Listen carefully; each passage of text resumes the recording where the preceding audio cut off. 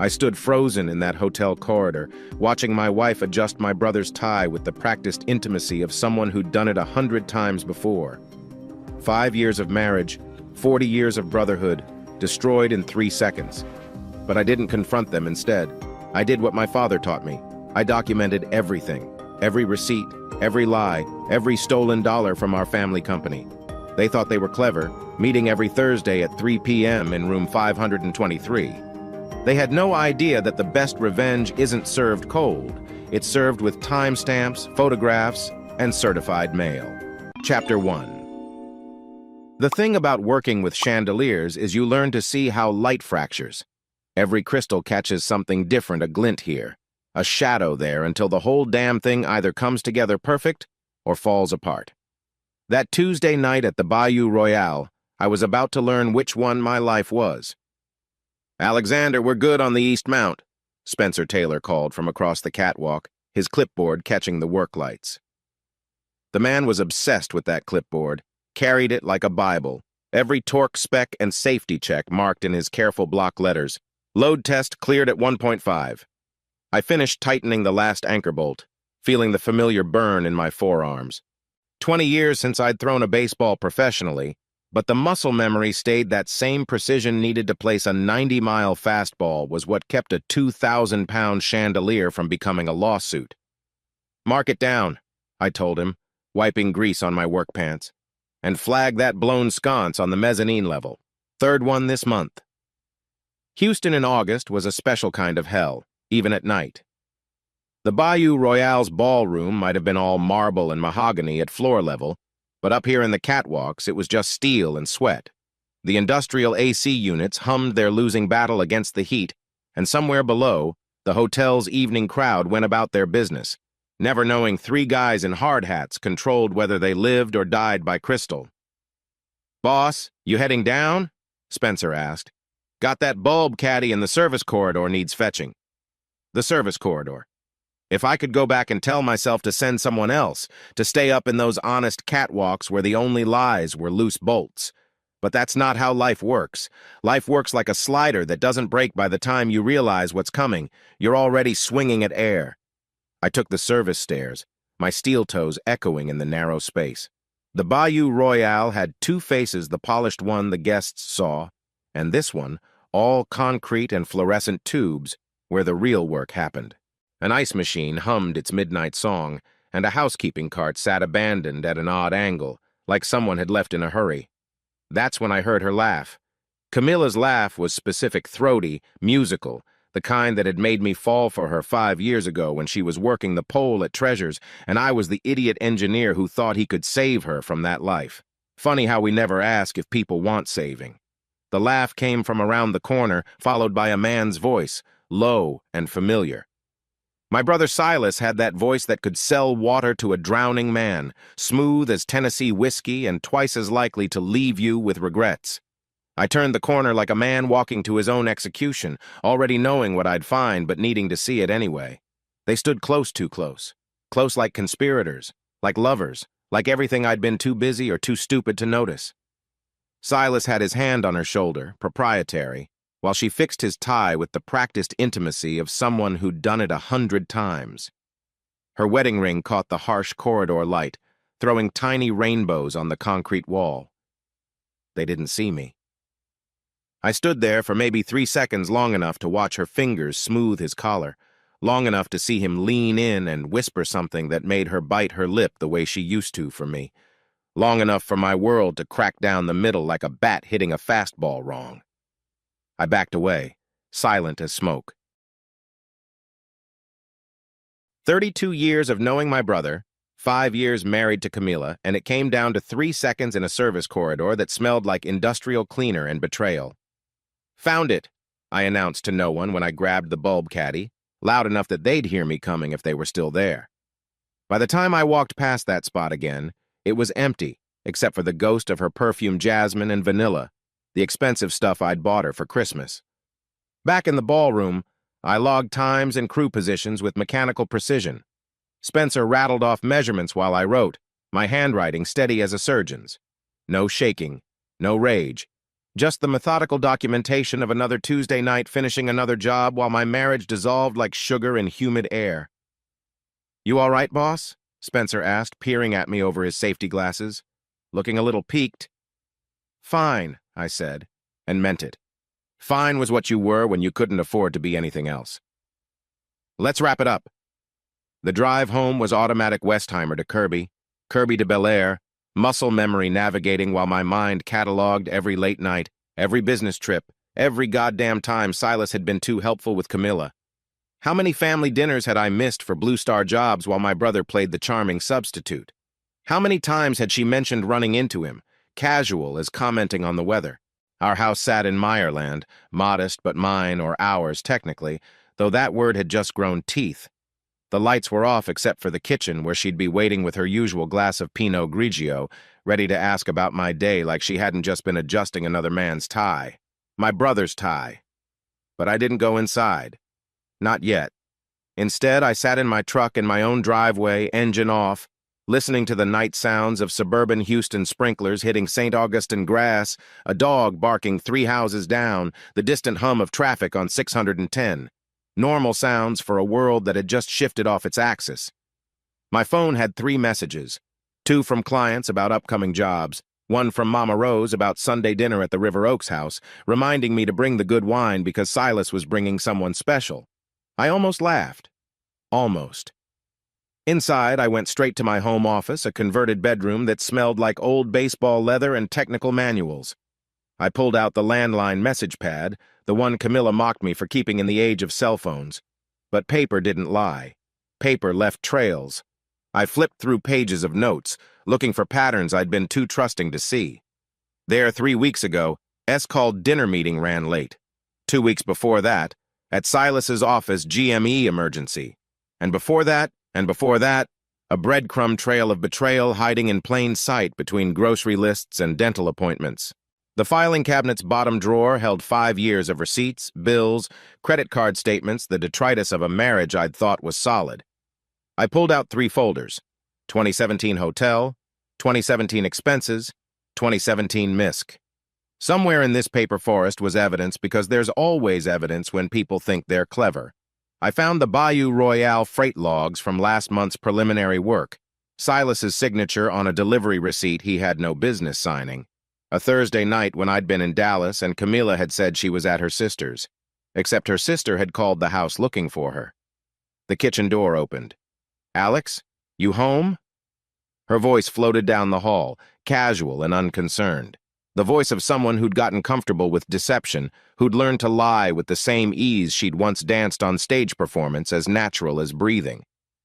"In the office," I called back, pulling out a fresh manila folder, labeled it simply, "Operations Notes."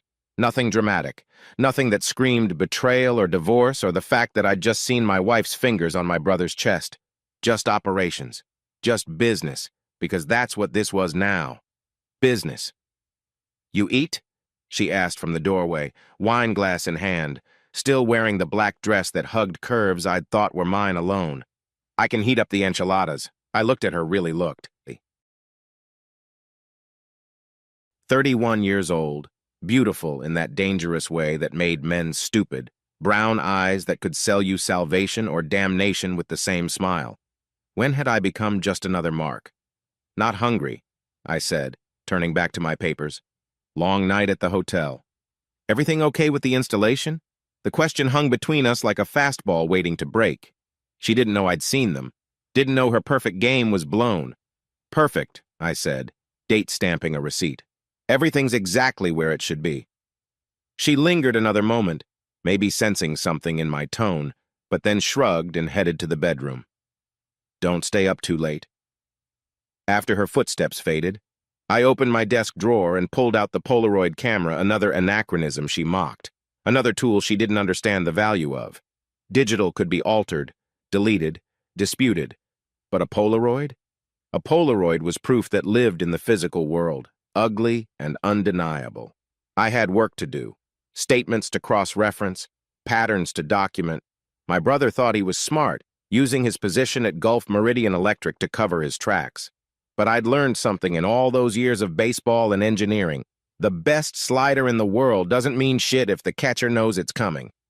Outside, Houston steamed and churned, 8 million people living their own disasters and triumphs.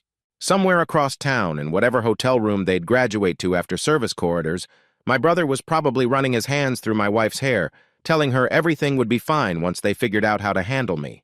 Let them plan. Let them whisper in their stolen moments. I had my own game to play now, and unlike Silas, I'd learned long ago that the best revenge wasn't served cold, it was served with documentation, timestamps, and receipts. Every transaction, every meeting, every lie cataloged and filed.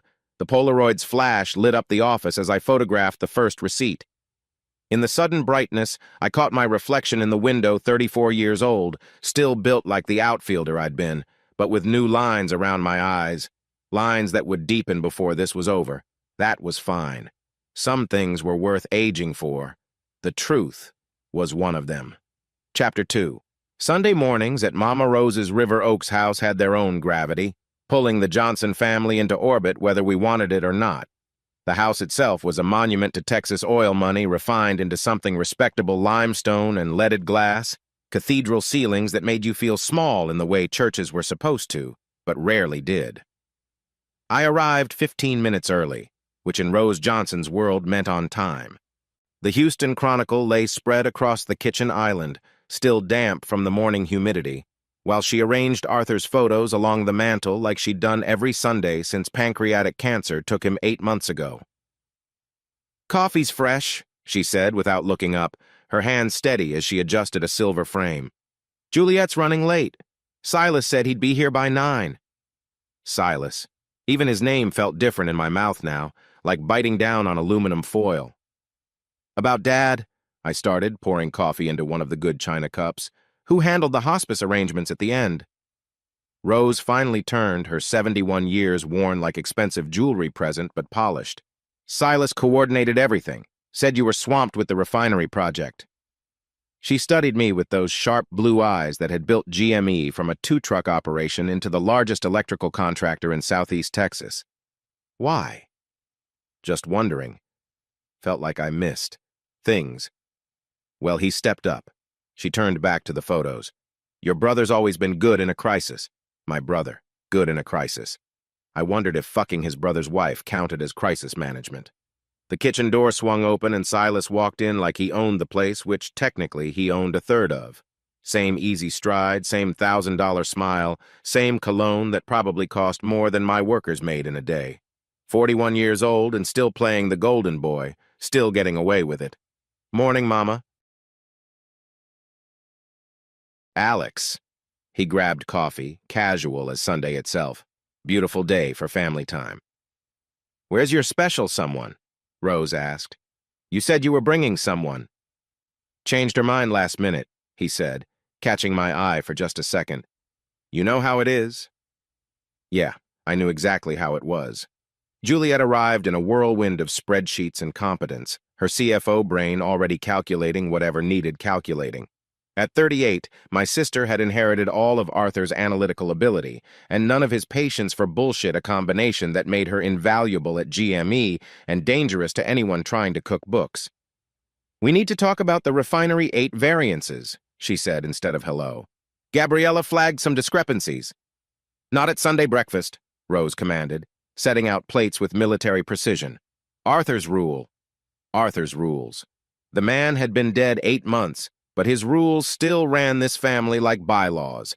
Paper before promises, contracts before comfort, documentation before declarations. He'd built an empire on the belief that truth lived in paperwork, not words. I was about to test that theory. "Speaking of Dad," Silas said, buttering toast with the same hands that had been on my wife, "we should talk about the memorial scholarship. The university needs a decision." "You handle it," Rose said. "You were closest to him at the end." Closest. The word hit like a slap. I'd been in Dallas, installing a specialized system for a data center, when Arthur took his last breath. Silas had called to say it was over, that there was no point rushing back, that he'd handled everything. Thoughtful brother, caring son, lying piece of shit. "Actually," I said, setting down my cup carefully, "I'd like to review the hospice records, for tax purposes. Juliet, you probably need them too. Juliet looked up from her phone. I have everything. Why? Just want to make sure we're not missing any deductions. Silas laughed that easy, confident laugh that had charmed its way through life. Leave it to Alex to think about taxes at breakfast. This is why you're the engineer and I'm in sales. This is why I sleep at night, I said quietly. The table went silent. Rose looked between us, her radar pinging but not quite locking on target. Silas held my gaze, and for just a moment something flickered there. Not guilt exactly, but recognition. He knew I knew something. He just didn't know what. Boys, Rose said, the way she'd said it when we were kids fighting over toys, over attention, over everything. Whatever this is, handle it like men. Always do, Silas said, raising his coffee cup in a mock toast. After breakfast, I didn't go home. Home meant facing Camilla, pretending everything was normal while she pretended the same. Instead, I drove to the GME offices, empty on Sunday except for security and the ghosts of 40 years of family business. My key card still worked on all the doors, a privilege of being Arthur Johnson's son, even the disappointing one who'd chosen baseball over business until a torn rotator cuff made the choice for me. The back office hummed with fluorescent possibility, file cabinets full of secrets waiting to be discovered. The general ledger sat on Gabriella's desk like an accusation. She'd left sticky notes throughout, yellow flags marking variances, pink for missing documentation, blue for entries that didn't match source documents. Gabriela Rodriguez had been keeping GME's books for 15 years, and she had the kind of mind that noticed when numbers didn't dance right. I pulled the AP journal, cross-referencing with the ledger. There, Refinery 8, a parts order for specialized switches. The invoice showed one price, but the payment was 30% higher. The difference had been coded to consulting fees, authorized by S. Johnson. Another flag, another invoice, another variance, a pattern emerging like a constellation of theft, each star a transaction that didn't quite align. Shouldn't you be at home? I spun to find Autumn Brown in the doorway, Sunday best church dress replaced with jeans and a GME polo. The front desk coordinator worked weekends sometimes, catching up on filing, organizing the chaos 500 employees created Monday through Friday. Could say the same about you, I said. She shrugged, moved to a filing cabinet. Quiet here on Sundays. Can actually get things done. She pulled out a folder, hesitated. You know, filing's been weird lately. Weird how? Things going missing, then showing up in the wrong place, like someone's been looking for something. She glanced at me, dark eyes careful. Or hiding something. I kept my face neutral. Probably just the new temps. You know how it is. Maybe. She filed her folder, pulled out another. Oh, this was on your chair Friday. Must have gotten misfiled. She handed me a manila folder labeled Receiving Refinery 8.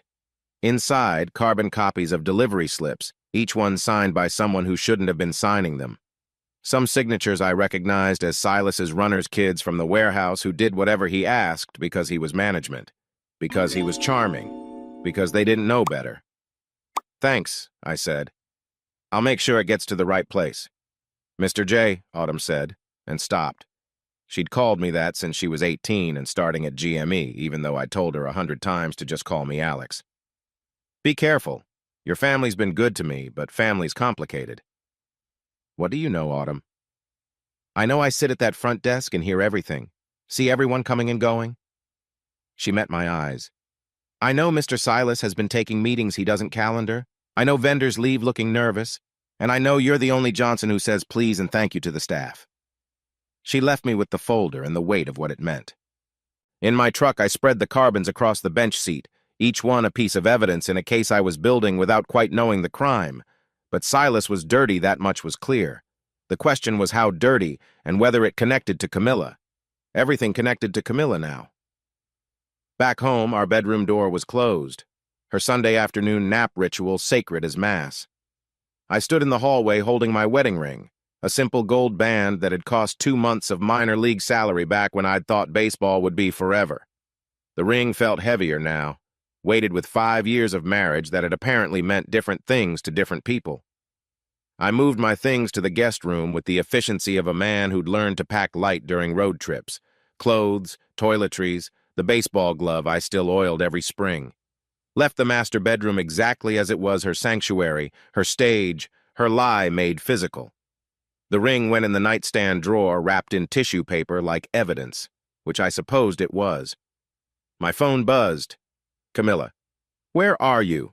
Thought we were doing dinner at Caracol? I'd forgotten. Sunday date night, our tradition since year one.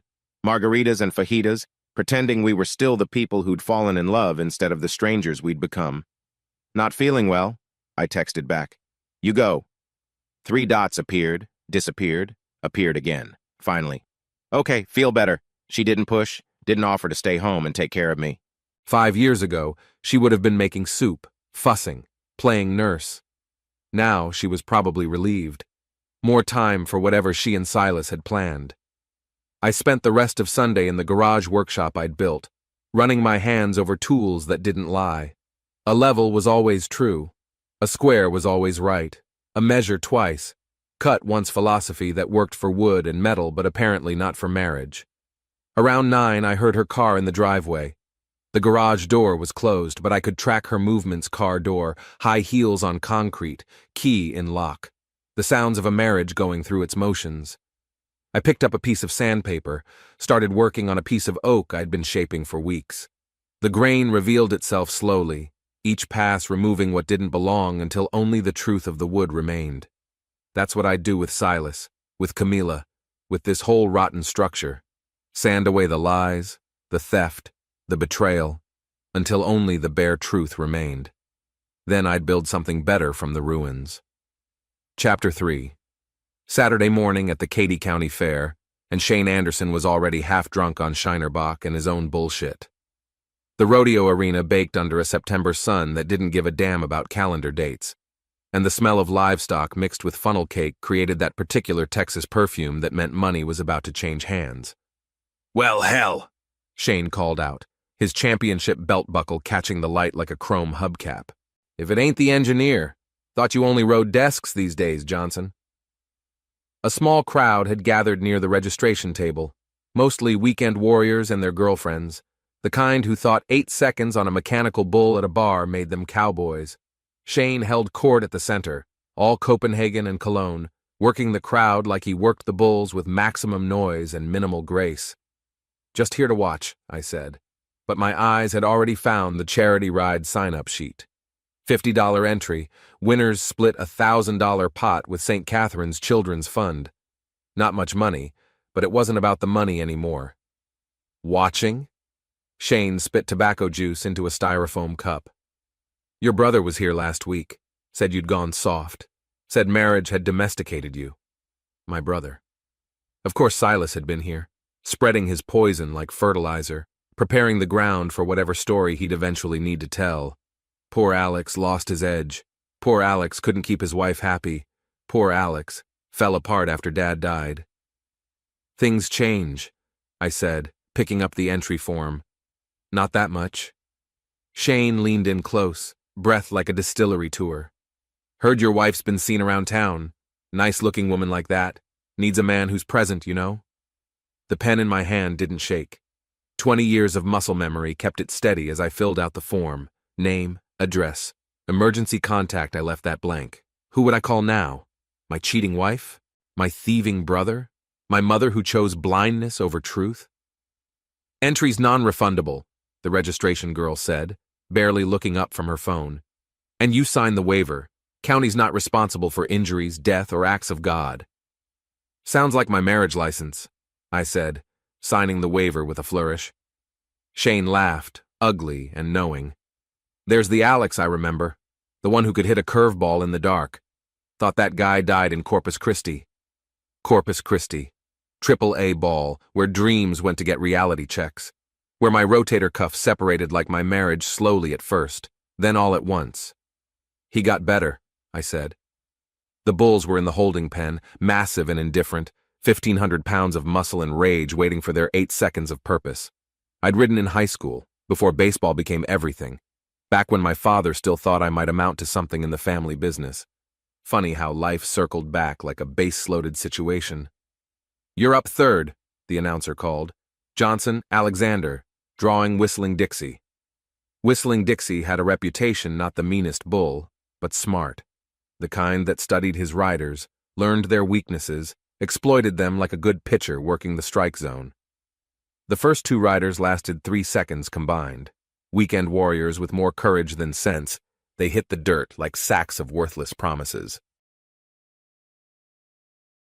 Shane hooted and hollered, playing to his audience while the medical crew checked for broken bones and damaged pride. I climbed the rail, settling onto Dixie's broad back. The bull rope felt familiar in my hand, that same grip tension as holding a bat, waiting for the pitch. Below, the crowd noise faded to white static. Shane was yelling something about engineers and equations, but all I could hear was my own heartbeat and Dixie's breathing. "Ready?" the gate man asked. I nodded. The gate swung open and the world exploded. Dixie came out spinning left, a move I'd anticipated from watching his earlier rides. I leaned right, countering, finding that sweet spot between control and catastrophe.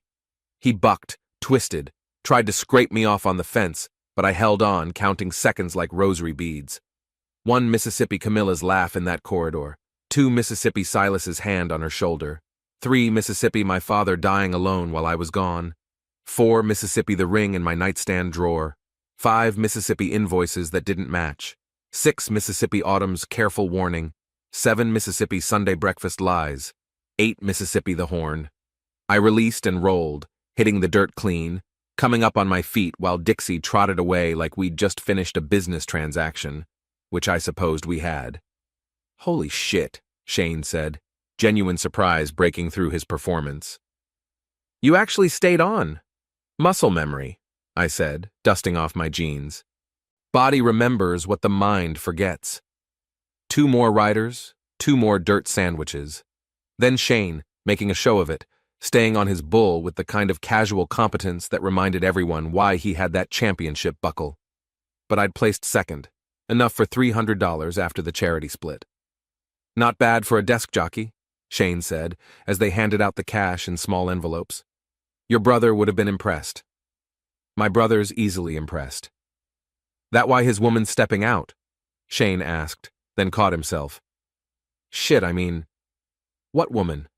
Shane's face did that thing drunk people's faces do when they realize they've stepped in something. "Nobody. Nothing. Just bar talk." But bar talk was still talk, and in Houston, talk was currency. I pocketed the envelope and headed for the fairgrounds, needing distance from Shane and his loose tongue.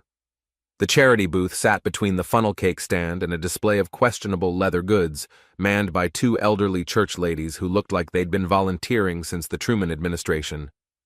"For the Children's Fund," I said, handing them half the envelope. "Bless you," one said, stamping a receipt with the kind of careful attention that came from handling other people's money like it mattered. The other half went to practical purposes.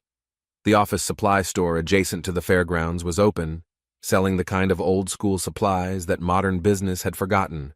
Banker boxes, the heavy-duty kind, a tape recorder that used actual cassettes, carbon paper, postage stamps, the tools of analog revenge. "Starting a museum?" the clerk asked, ringing up my purchases. "Something like that." The county annex was my next stop. Saturday hours meant a skeleton crew, but that was fine. Less witnesses to wonder why Alexander Johnson was filing a DBA for Blue Star Illumination, separate from the family business, separate from everything GME represented. $50 filing fee, the clerk said, not looking up from her romance novel. Cash only on weekends. I paid, watched her stamp the forms with the kind of bureaucratic indifference that made the world turn. Blue Star Illumination now existed officially, my own small rebellion against the Johnson Empire and all its compromised glory. "You'll need this for the bank," she said, handing me a certified copy. "And this for taxes, and this for your records." Paper trails. Arthur would have been proud. The drive back to town took me past the Bayou Royale, where tonight's installation was scheduled. My crew would be there by 5, but I had time to stop, check the staging area, make sure everything was ready. Control what you can control, another Arthur lesson, though he'd probably meant it differently than I was applying it. The service corridor was empty this time, no ghosts except the ones I carried. But Melody Lopez was there, working her housekeeping cart through the hallway like a woman on a mission. Mid-40s, built solid like someone who'd worked for everything she had. She looked at me like I was interrupting her entire life by existing. "You need something?" she asked, hand on her hip. "Need to check the utility closet. Electrical panel access for tonight's work." "You got a work order?" "I'm Alexander Johnson. My company's doing the chandelier installation." "I don't care if you're the King of England. No work order, no access." I pulled out my phone, showed her the email from hotel management approving tonight's work. She studied it like it might be forged, then studied me like I might be lying about who I was. "This says 5 o'clock, she said. "I'm early. Like to check everything twice." She pulled out a massive key ring, selected one with the precision of a safecracker. 5 minutes, and don't touch nothing but what you came for." The electrical panel was fine, but I wasn't really there for the panel. I was there to understand the territory, the same way I'd studied opposing pitchers, know the field, know the game. And this hotel, with its service corridors and security cameras, its key card logs and shift schedules, was about to become a very important field. "You done?" Melody asked, tapping her foot. "Yeah, thanks." She locked the door, made a note in her log. "You know, your brother was here last week. Different shift, but I heard about it." "That's so?" "Asking about security cameras. Said it was for insurance purposes." She looked at me directly. "Funny thing for electrical contractors to worry about." "We're a full-service operation," I said carefully. "I bet you are." She pushed her cart past me, then stopped. "Free advice? Whatever family drama you got going, keep it out of my hotel. I got enough to clean up without adding Johnson family mess to it." By 5 o'clock, my crew had assembled in the Bayou Royale's loading dock. Spencer Taylor with his clipboard, 2 younger guys who knew their way around a wrench, and me trying to pretend this was just another Saturday night installation instead of a chess move in a game I was still learning to play. "Safety brief," Spencer announced, because Spencer always announced the safety brief like it was communion. "Hard hats at all times. No loose clothing. Check your anchors twice. And remember, we're working over a live venue tonight. They've got some charity gala on the main floor." "What kind of charity?" one of the younger guys asked. "Does it matter?" Spencer replied. "We drop a chandelier on them, they're all equally dead." We worked with the efficiency of a good double-play combination, each man knowing his role, his timing, his purpose. The chandelier went up in sections, each crystal carefully placed, each connection tested and retested. Below us, Houston's money class mingled and networked, oblivious to the men in hard hats making their ambience possible. "That's Silas Johnson," one of my guys pointed out. "Isn't he your brother, boss?" I looked down through the rigging. There he was, working the room like he owned it, that same easy charm that had worked on Camilla, on vendors, on everyone who didn't know to look closer. A woman hung on his arm, not Camilla. Someone younger, blonder, more obvious. "Yeah," I said. "That's him. Must be nice, partying while we work." "Everyone's got their role," I said, tightening another anchor. "Some people build things. Some people just take credit." By 10 o'clock we had the chandelier hung, tested, and certified. The gala crowd applauded when we lit it up. 6,000 pounds of crystal and light transforming the ballroom into something magical. Silas raised a champagne glass in mock salute, catching my eye across the space. He winked. I signed the completion certificate, handed Spencer the keys to the van. "You guys head out. I'll finish the paperwork." Alone in the service corridor, I found Melody again, this time near the staff break room, counting her tips with the focus of an accountant. "We're done," I said. "Thought you should know." She looked up, surprised. "You don't need to report to me." "You were right earlier, about the family drama. I'm trying to keep it clean." "Trying," she snorted. "Men always be trying." Question is what you do when trying ain't enough. Then I try harder. She studied me for a long moment. "You're not like your brother." "How would you know?" "Because you say thank you. You show up when you say you will, and you don't look at the help like we're furniture." She pulled out a small notebook from her apron. You want to know when your brother's been here? Why would you tell me?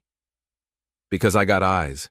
I see who signs in and out, who requests late room service, who tips and who doesn't. She tore out a page, handed it to me. Your brother's been regular, every Thursday, signs in as consulting. Funny thing is, the consulting always requires a room. The page showed dates, times, room numbers. A pattern as clear as stolen bases, as predictable as Silas himself. Thank you, I said. Don't thank me. Just keep your mess from becoming my mess. She pocketed her tips, started to leave, then turned back. And Mr. Johnson? Whatever you're planning, be smarter than you are angry. Angry makes mistakes. Smart makes money. Driving home, I thought about the $300 in my pocket, the DBA in my glove compartment, the dates on Melody's paper. Small victories each one, but wars were won by accumulation. Every receipt, every witness, every documented lie added weight to the case I was building. At home, Camilla's car was gone. A note on the kitchen counter said she was at her sister's, would be back late. Her sister lived in Katy. I'd just been in Katy all day, hadn't seen her car anywhere near her sister's neighborhood. Another lie to document, another receipt for the file. I sat in my garage workshop, pulling out the banker boxes I'd bought, labeling them with my label maker, another tool Camilla mocked, but which would serve its purpose. Invoices, receipts, schedules, witness statements. The tape recorder went in the top drawer of my workbench, fresh batteries installed, ready to capture conversations that might matter later. Texas was a one-party consent state. As long as I was part of the conversation, I could record it. Another tool, another advantage. My phone buzzed. A text from an unknown number. You ride good for an engineer. Shane says sorry about the mouth. Jude Miller. My old teammate from AAA, now working as a contractor rep, hustling jobs like he used to hustle doubles. If Jude was reaching out, it meant the network was activating. Baseball players were worse than church ladies when it came to gossip. No problem, I texted back. Beer sometime? Name the place. I would. But first, I had to finish setting the board. Tomorrow was Sunday, which meant another family breakfast, another performance of the perfect Johnson family.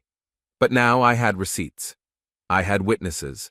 I had the beginnings of something that looked like truth. In the garage, surrounded by tools and boxes and the evidence of my new life, I picked up a baseball from the shelf, signed by the Corpus Christi team the year we almost made it to the show. The leather was worn, but the signatures were still visible, ghosts of dreams that didn't quite manifest. I threw it up, caught it, felt the weight and the balance. Still good after all these years. Still true, just like I was about to be. Chapter 4. Gabriela Rodriguez had the kind of attention to detail that made forensic accountants look sloppy. Tuesday morning, she sat at her desk like a general surveying a battlefield, surrounded by adding machine tape that cascaded to the floor like white waterfalls of mathematical truth. Alexander, she said without looking up from her monitor. Sit. I sat. In 15 years at GME, I'd learned that when Gabriela said sit, you sat. When she said jump, you asked for specifications on trajectory and landing zone. The deposits for August don't match the invoice totals. She swiveled her monitor so I could see the spreadsheet, cells highlighted in angry red like a rash of lies. We're off by $18,000. Coding error? That's what I thought. But look. Her finger traced the screen. Every variance connects to the same project codes. Refinery 8, Refinery 12, the Bayside warehouse job, all Silas's projects, all run through his preferred vendors. Who signed off on these? I asked, though I already knew. Your brother. But here's the interesting part. She pulled out a manila folder, the old-fashioned kind, filled with actual paper. Autumn found these misfiled, delivery receipts that don't match our system entries. The carbons were blue ink on yellow paper, the kind of old-school documentation that existed because someone, somewhere, had to physically sign for physical goods. Each one bore signatures I recognized Silas's runners, kids from the warehouse who'd do whatever management asked because they didn't know any better. These serial numbers, Gabriela said, pulling out her reading glasses, don't match what we were billed for. We ordered Siemens industrial switches. The receipts show Dayton generics. Price difference? About 30% times 50 units per order times 6 orders. She punched numbers into her adding machine with the violence of someone calculating betrayal. We're talking serious money. We need more proof, I said. Paper trail that leads somewhere specific. She looked at me over her glasses. We? The company. GME. We need to protect the company. She wasn't buying it, but she wasn't arguing either. What do you suggest? A test. Order something specific through the suspect vendor. Mark it somehow. See what actually gets delivered. That would require. She paused, choosing words carefully. Someone willing to risk their relationship with that vendor. I'll do it. I need switches for the Blue Star jobs anyway. She studied me for a long moment. Your father would have handled this differently. My father's dead. Yes, she said softly. He is. That afternoon, Ivan Davis met me in the warehouse, a cavern of metal shelving and fluorescent truth. Ivan had worked receiving for 20 years, knew every serial number game, every shipping scam, every way vendors tried to pull one over. He also knew how to keep his mouth shut, a skill that made him invaluable. You want to mark an order, he said. It wasn't a question. Small batch. 20 units, just enough to test the waters. Through Jackson Source Supply? Also not a question. Ivan knew which vendors smelled wrong. Can you do it without raising flags? He pulled out a red pencil, the kind teachers use to mark errors. See this? Put a tiny dot over the second digit of the product code. Invisible unless you're looking for it. I'll photograph everything when it arrives. What about the paperwork? That's the beauty of carbon copies, Ivan said, patting an old receipt book. They think everything's digital now, but receiving still requires physical signatures, and carbons don't lie. We placed the order that afternoon. 20 Siemens switches, product code S71200, marked with Ivan's tiny red dot. The kind of small order that wouldn't raise eyebrows, wouldn't trigger reviews, would slide through the system like grease through a poorly maintained bearing. Mark Jackson himself called within an hour. Alex, buddy, saw your order come through. His voice had that salesman shine, bright and false as cubic zirconia. Everything good? Just need some switches for a side project. Side project? The shine flickered. Thought all GME orders went through Silas. This is personal. Blue Star illumination. Oh. Relief flooded back into his voice. Sure. We can handle that. Actually, I might have a bulk discount if you're interested. Buy 50, get 30% off. 30%. The exact variance Gabriella had found. I'll stick with 20, I said. Need the paper trail clean for taxes. Paper trail? He laughed, nervous. You sound like your old man. Learn from the best. Thursday morning, the delivery arrived. Ivan called me down to receiving where he had the boxes laid out like evidence in a murder trial, which in a way they were. The murder of trust, the death of brotherhood, the assassination of whatever GME had meant to stand for. Look at this, Ivan said, holding up a switch. Serial numbers different, models different, hell, even the weight's different. I photographed everything with the Polaroid, the boxes, the packing slips, the actual units, the wall clock showing time and date, old school documentation that couldn't be photoshopped, couldn't be deleted from a cloud, couldn't be explained away as a digital glitch. The carbon copy's even better, Ivan said, showing me the receipt. Look who signed for it. Tommy Chen, one of Silas's warehouse kids, 19 years old, eager to please, absolutely no idea he was signing evidence of fraud. Make copies, I said. Hide the originals. Already done. Got a safety deposit box at the credit union. Been keeping things there for months. You suspected? I've been in receiving for 20 years, Ivan said. I know when products don't match paperwork. Question was whether anyone would care enough to look. That evening, I found myself back at the Bayou Royale, ostensibly checking on the chandelier installation, but really following a hunch. Melody was working the third floor, her cart parked outside the executive suites.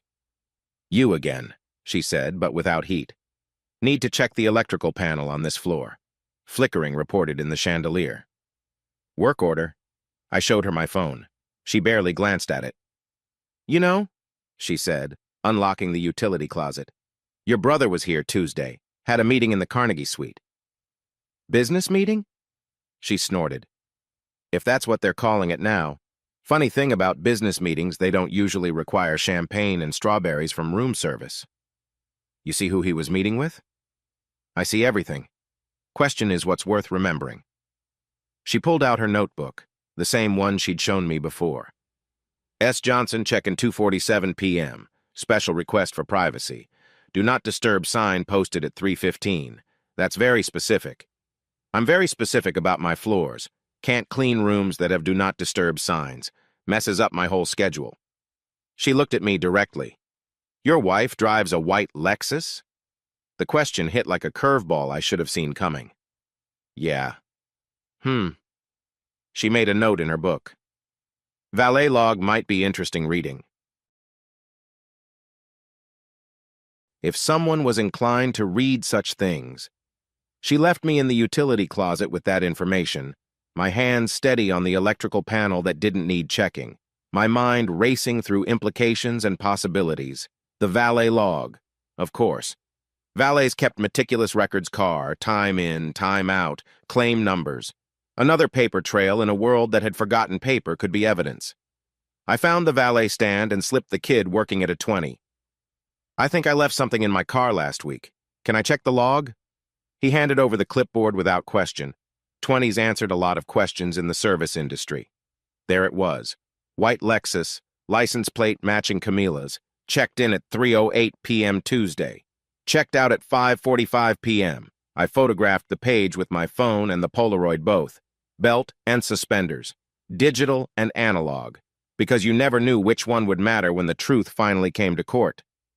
Back at GME, the office was empty except for the cleaning crew and Autumn, who seemed to live at that front desk, guardian of all knowledge that flowed through the company's front door. Working late again? I asked. Organizing, she said, which could mean anything from filing to solving world hunger. With Autumn, you never knew. Found something interesting. She pulled out a folder marked Jackson Source Supply 2016. Inside, invoices going back 18 months, each one showing the same pattern. Order one thing, receive another, bill for the first, pocket the difference. This goes back before Dad got sick, I said. Your father was many things, Autumn said carefully, but he wasn't detail-oriented near the end. The cancer, the chemo, things slipped through. And Silas picked them up. I didn't say that. She pulled out another folder. But if someone was to look at who started signing for orders around the same time your father started treatment. The pattern was clear as a batting average. As Arthur got sicker, Silas got bolder. As our father died, my brother stole. And somewhere in that timeline, he'd also started stealing my wife. Why show me this? I asked. Because your mother deserves better than what's happening to her company. Because your father built something worth protecting. And because... She paused, choosing words. Because you're the only Johnson who remembers the little people exist. Friday morning brought a meeting I'd been dreading and anticipating in equal measure. Peter Gonzalez's law office occupied the 20th floor of a downtown tower, all glass and gravity, the kind of place where truth got processed into legal strategy. You have proof of embezzlement, Peter said, reviewing the documents I'd brought. Clear, documented, actionable proof. It's not enough. It's enough for criminal charges. I don't want criminal charges. I want him out of the company, out of the family business. Clean break. Peter leaned back in his leather chair, fingers steepled like a man calculating odds. And the other matter? What other matter? Alexander, I've been your family's attorney for 15 years. I know when there's a other matter. This isn't just about stolen inventory. I looked out the window at Houston sprawling below, all that concrete and ambition baking in the morning sun. The other matter is personal. Personal affects professional and family businesses. Your father knew that. My father's dead, which is why you're here. Peter pulled out a legal pad, began sketching strategy. We start with a demand letter, document preservation notice, threat of audit, give Silas a chance to come clean. He won't. No, but it starts the paper trail, shows we tried to resolve it internally. Makes us look reasonable when this goes before the board.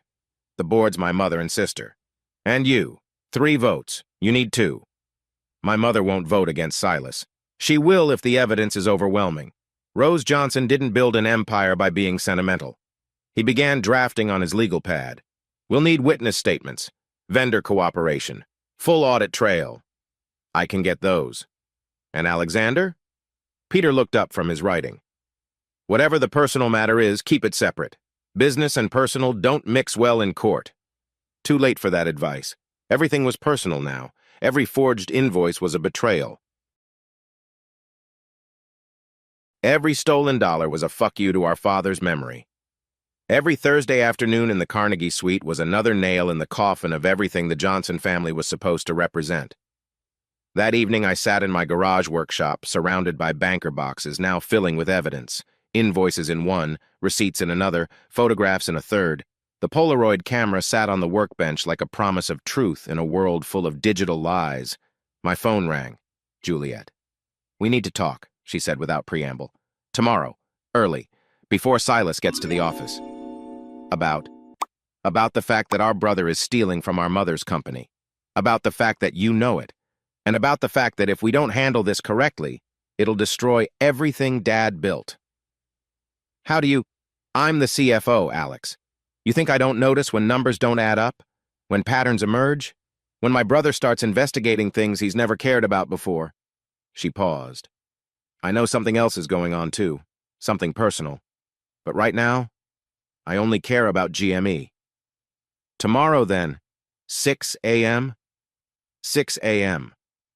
I hung up and looked at the boxes of evidence. Tomorrow, the real war would begin. Not with Silas. He didn't know yet what was coming. Not with Camila, she was already lost. But with the truth, finally dragged into the light like a runner caught stealing second. The Polaroid's flash went off one more time as I photographed the latest receipt. In the sudden brightness, I saw my reflection in the garage window, tired, older, but clearer than I'd been in years. Arthur always said paper before promises. He never said what to do when the paper proved all the promises were lies. Chapter 5. 6 a.m. at GME headquarters felt like walking into a mausoleum. The kind of quiet that made you hear your own heartbeat, made you wonder if the walls remembered all the deals struck, all the promises broken, all the ways a family business could eat itself from the inside out. Juliet was already in her office, 3 computer monitors glowing like electronic accusers, spreadsheets cascading across screens in waterfalls of financial truth. She didn't look up when I walked in, just pointed at the coffee pot with one hand while the other continued typing. "Gabriella will be here in 10, she said. "Emery's already in the conference room pulling files." "Emery Wilson?" I asked, pouring coffee that looked like motor oil and probably tasted worse. "Junior estimator, smart kid. More importantly, loyal to the company, not to any particular Johnson." She finally looked up, and I saw our father in her eyes, that same surgical focus that could dissect a problem down to its atoms. "Before we start, I need to know something." "Shoot. Is this about Silas stealing, or is this about Camila?" The question hung in the air like Houston humidity, thick and unavoidable. I could lie, pretend this was all about protecting GME, maintaining our father's legacy. But Juliet had that same bullshit detector Arthur had installed in all of us, the one that apparently only worked on other people's bullshit, not our own. "Both," I said. "But the stealing is what matters for the company." "And Camila?" "Camila made her choice. Silas made his. Now I'm making mine." She nodded, turned back to her screens. "Good. Because if this was just about your marriage, I'd tell you to handle it yourself. But nobody steals from Mama. Nobody steals from GME." Gabriella arrived precisely at 6:10, carrying banker boxes like a prosecutor heading to trial. Behind her, Emery Wilson looked like what would happen if you crossed an accountant with a golden retriever, eager, loyal, and absolutely thrilled to be included in whatever this was. "Morning, Mr. Johnson," he said, then caught himself. "Both Mr. Johnsons? I mean Miss Johnson and Mr. "Just use first names," Juliet said. "This is going to get confusing enough." We set up in the small conference room, the one without windows. The one our father used to call the war room back when GME was fighting for contracts against companies 10 times our size. The walls still held his whiteboard, now covered with Juliet's precise handwriting. Orders board audit. Here's what we have, Gabriella began, spreading papers across the table like tarot cards revealing a catastrophic future. 18 months of systematic theft. Started small, a few hundred here, 1,000 there. But it's escalated. Last month alone, we're looking at 40,000 in variances. 40,000? Emery's voice cracked. How did nobody notice? Because it was coded as consulting fees, I said. Authorized by management, specifically by Silas. But the invoices don't match the products received, Gabriella finished. We order premium Siemens switches. We receive generic Daytons. The difference goes somewhere. Jackson Source Supply, Juliet said. Shell Company. Registered to Mark Jackson, but I'd bet my CFO bonus that Silas is getting kickbacks. We can prove the fraud, I said. Ivan has the marked products. We have the carbons. We have the patterns. What we need is the smoking gun, something that ties Silas directly to the money. Or, Juliet said slowly, we skip the criminal route and go straight corporate. Call a board meeting, present the evidence. Let Mama decide. She won't vote against him. She will if the evidence is overwhelming. Rose Johnson didn't build this company by being sentimental. Juliet pulled out her phone. I'm calling Peter Gonzalez. We need legal cover before this goes any further. While she made the call, I studied the evidence we'd assembled. Each piece told part of the story, the misfiled carbons, the marked products, the pattern of Thursday afternoon hotel visits.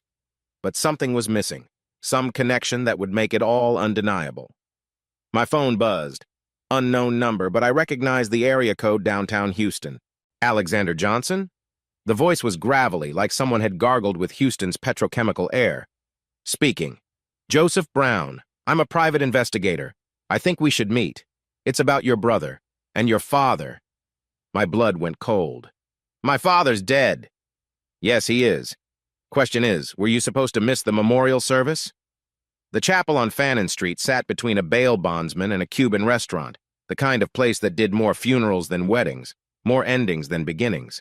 I arrived at noon, expecting to catch the tail end of some service I'd forgotten about, some obligation I'd missed in the chaos of discovering my life was built on quicksand. The chapel was empty except for a custodian pushing a mop across floors that had seen too many tears to ever really come clean. Service? I asked. Which one? He didn't look up from his mop. Johnson, Arthur Johnson Memorial. Oh, that was this morning. 9 a.m., family only, they said. 9 a.m. I'd been told noon. Specifically told noon by Silas, who'd called me that morning 8 months ago, said he was handling the arrangements. Said noon would give me plenty of time to drive back from Dallas. You sure it was 9? The custodian pointed to a board near the entrance, the kind with white plastic letters that looked like they'd been rearranged since the Carter administration. Johnson Memorial 9 a.m. Family Chapel. Outside, the Houston heat hit like a personal insult.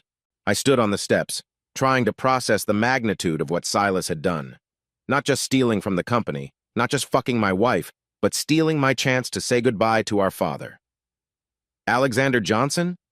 I turned to find a man who looked like Sam Spade had been left out in the Houston sun, too long rumpled suit, face like worn leather, carrying an actual manila envelope like we were in a noir film.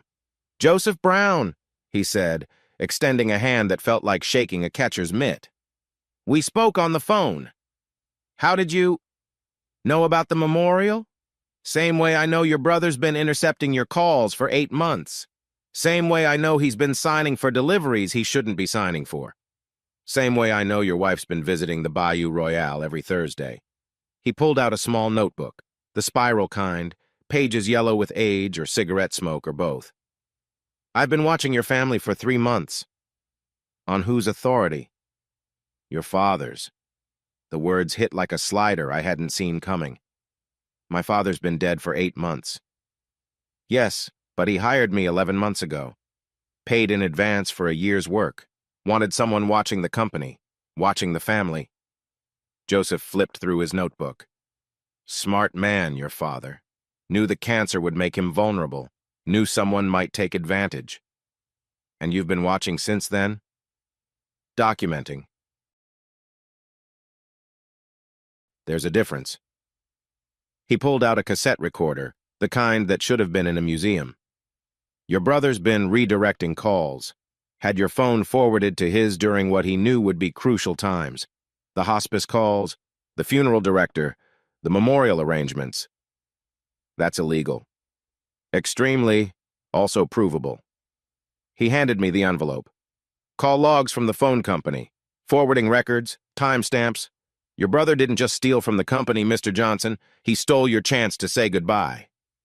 I opened the envelope with hands that wanted to shake but wouldn't. That baseball training still there, that muscle memory of staying calm in the box even when the pitcher was throwing at your head. Inside were photocopies of phone records, each forwarding incident highlighted in yellow, a paper trail of familial betrayal that made the financial theft look almost quaint by comparison. Why didn't you contact me sooner? Wasn't paid to, was paid to observe and document. But today's the anniversary of when your father hired me, and my contract's up. Figured you should know what I know. What else is there? Joseph lit a cigarette, ignoring the no-smoking sign 6 inches from his head. Your brother's not smart enough to run this con alone. Someone's helping him. Someone who knows the company inside out. Mark Jackson. That's the supplier. I'm talking about inside. Someone at GME. Who? Don't know yet, but Thursday afternoons when your brother's at the Bayou Royale, someone else is always conveniently absent from the office. Someone in accounting. Gabriella? No. She'd been the one to flag the discrepancies. Autumn? She'd been helping me. Then who? I need more time, I said. Time costs money. How much? $500 a day plus expenses. Cash only. No receipts unless you want them. I thought about the $300 from the bull riding, the small war chest I'd been building. Can you find out who's helping him? Give me a week, maybe less. He stubbed out his cigarette on the chapel's brick wall. Your father was a good man, Mr. Johnson. Deserved better than what happened to him. Deserves better than what's happening to his company. Did you know him well? Well enough. He hired me to investigate some supply chain issues 5 years ago. Kept my card. When he got sick, he called me back. Joseph pulled out another cigarette but didn't light it. Said he wanted someone watching who didn't have a dog in the fight. Someone who'd just document facts, not interpret them. And what facts have you documented? Your brother's been stealing for 18 months. Your wife's been cheating for 6. The two became connected about 3 months ago when they started meeting at the same hotel. But here's the interesting part. I don't think your wife knows about the stealing. And I don't think your brother knows she's still seeing someone else. The words rearranged themselves in my head 3 times before they made sense. Someone else? Tuesday afternoons, different hotel, the Marriott on the Gulf Freeway, always the same room 714, registered to a pharmaceutical sales rep named Derek Williams. Derek Williams, I knew that name. One of Camilla's ex-boyfriends from before we married, the kind of guy who wore too much cologne and called everyone chief. She was cheating on me with my brother, and cheating on my brother with her ex. It was almost funny, in the way that compound fractures are funny so horrible you have to laugh or you'll scream. You have proof? Photographs, hotel records, credit card receipts, all in storage. Your father wanted everything documented but not distributed unless necessary. He finally lit that second cigarette. Question is, what's necessary? I thought about it, standing there in the Houston heat, sweat running down my back like guilt I hadn't earned. The financial crimes. Document those. Build the case. The personal stuff. That's my problem to solve. Fair enough. Joseph handed me a business card that looked like it had been printed in 1987. My number. Call when you're ready to move forward.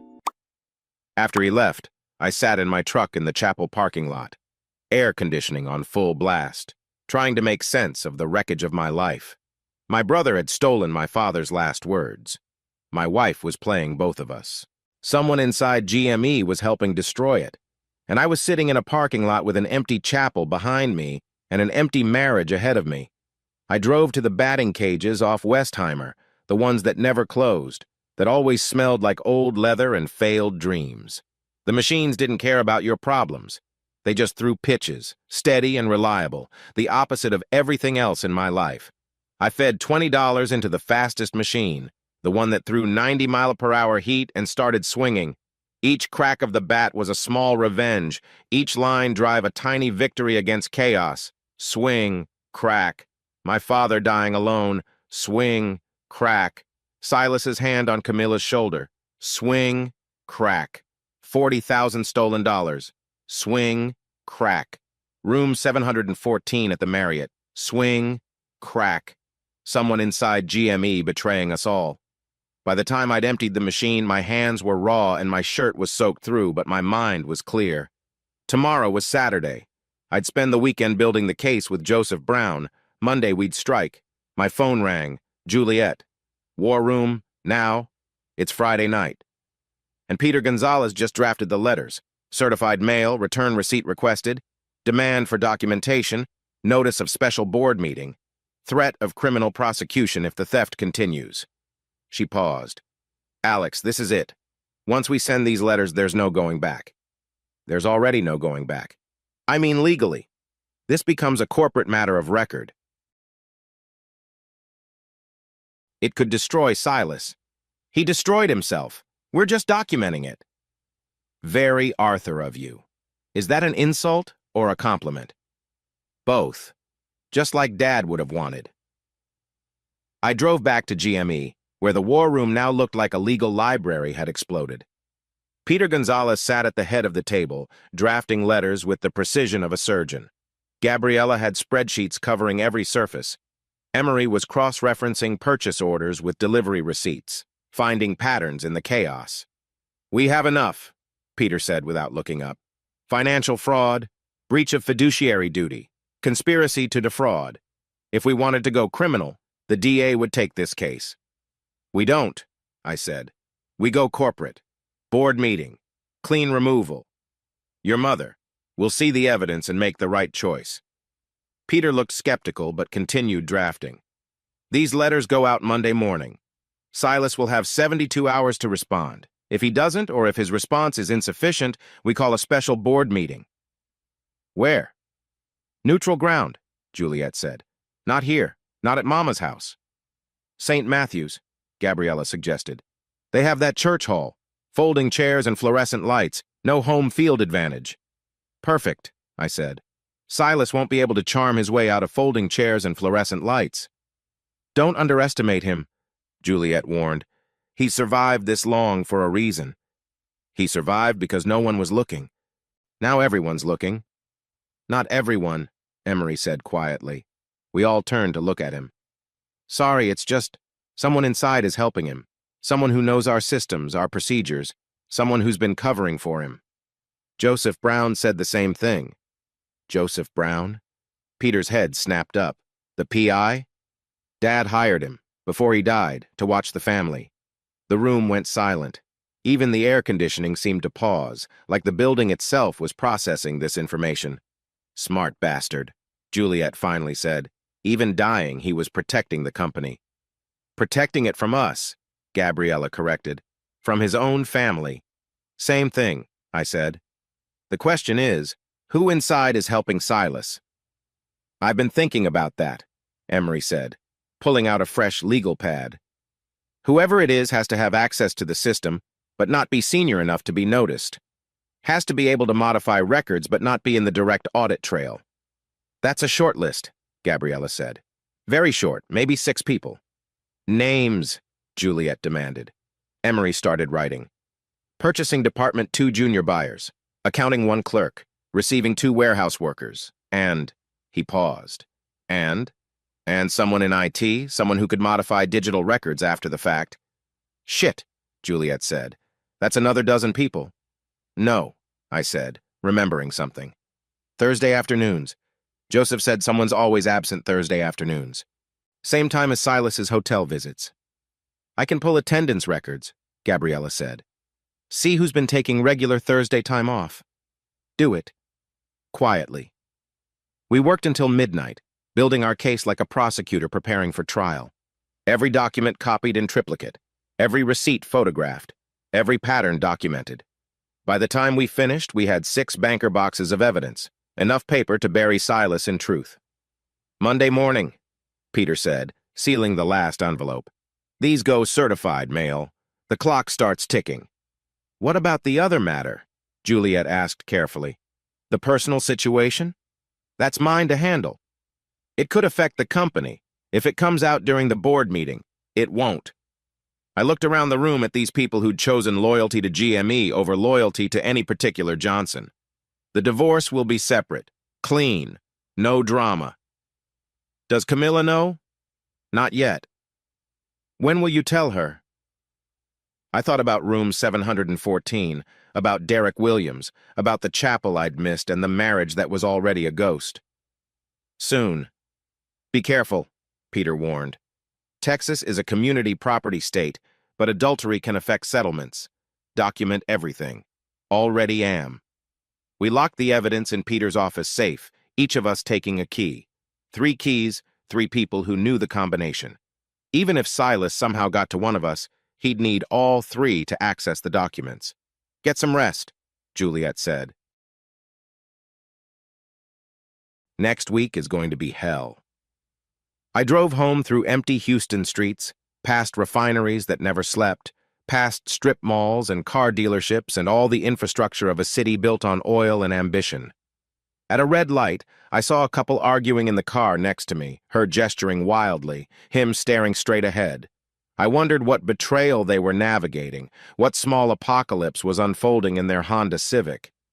At home, Camilla's car was in the driveway, but the house was dark except for the porch light. She'd stopped waiting up months ago, around the same time she'd started her Thursday appointments. I parked in the garage, sat in my truck for a moment, gathering strength for another performance of normal. Inside, the house smelled like vanilla candles and lies. Mail sat on the counter bills, credit card offers, a postcard from her sister in Austin who didn't know her alibi was being used for adultery. I sorted through it mechanically, separating mine from hers, already practicing for the division to come. In my office, I pulled out the war chest, now 6 banker boxes in the garage, plus a growing file of personal documentation. Hotel receipts, phone records, the Polaroids of evidence, Joseph Brown's initial report, everything a man needed to prove his life had been a lie. My phone buzzed. Text from an unknown number. "Your brother left the Bayou Royale at 11:47 p.m. Alone. Your wife left the Marriott at 11:52 p.m. Also alone. Thought you should know. J.B. Joseph Brown. Still watching. Still documenting." I texted back, "Thursday pattern, like clockwork. 3 months running. 3 months, 12 weeks. Approximately 90 days of deception, give or take. I wondered if they kept calendars, marked their adultery appointments like dental cleanings. Thursday, Silas. Tuesday, Derek. Monday, Wednesday, Friday, pretend to be a wife." Another text. "One more thing.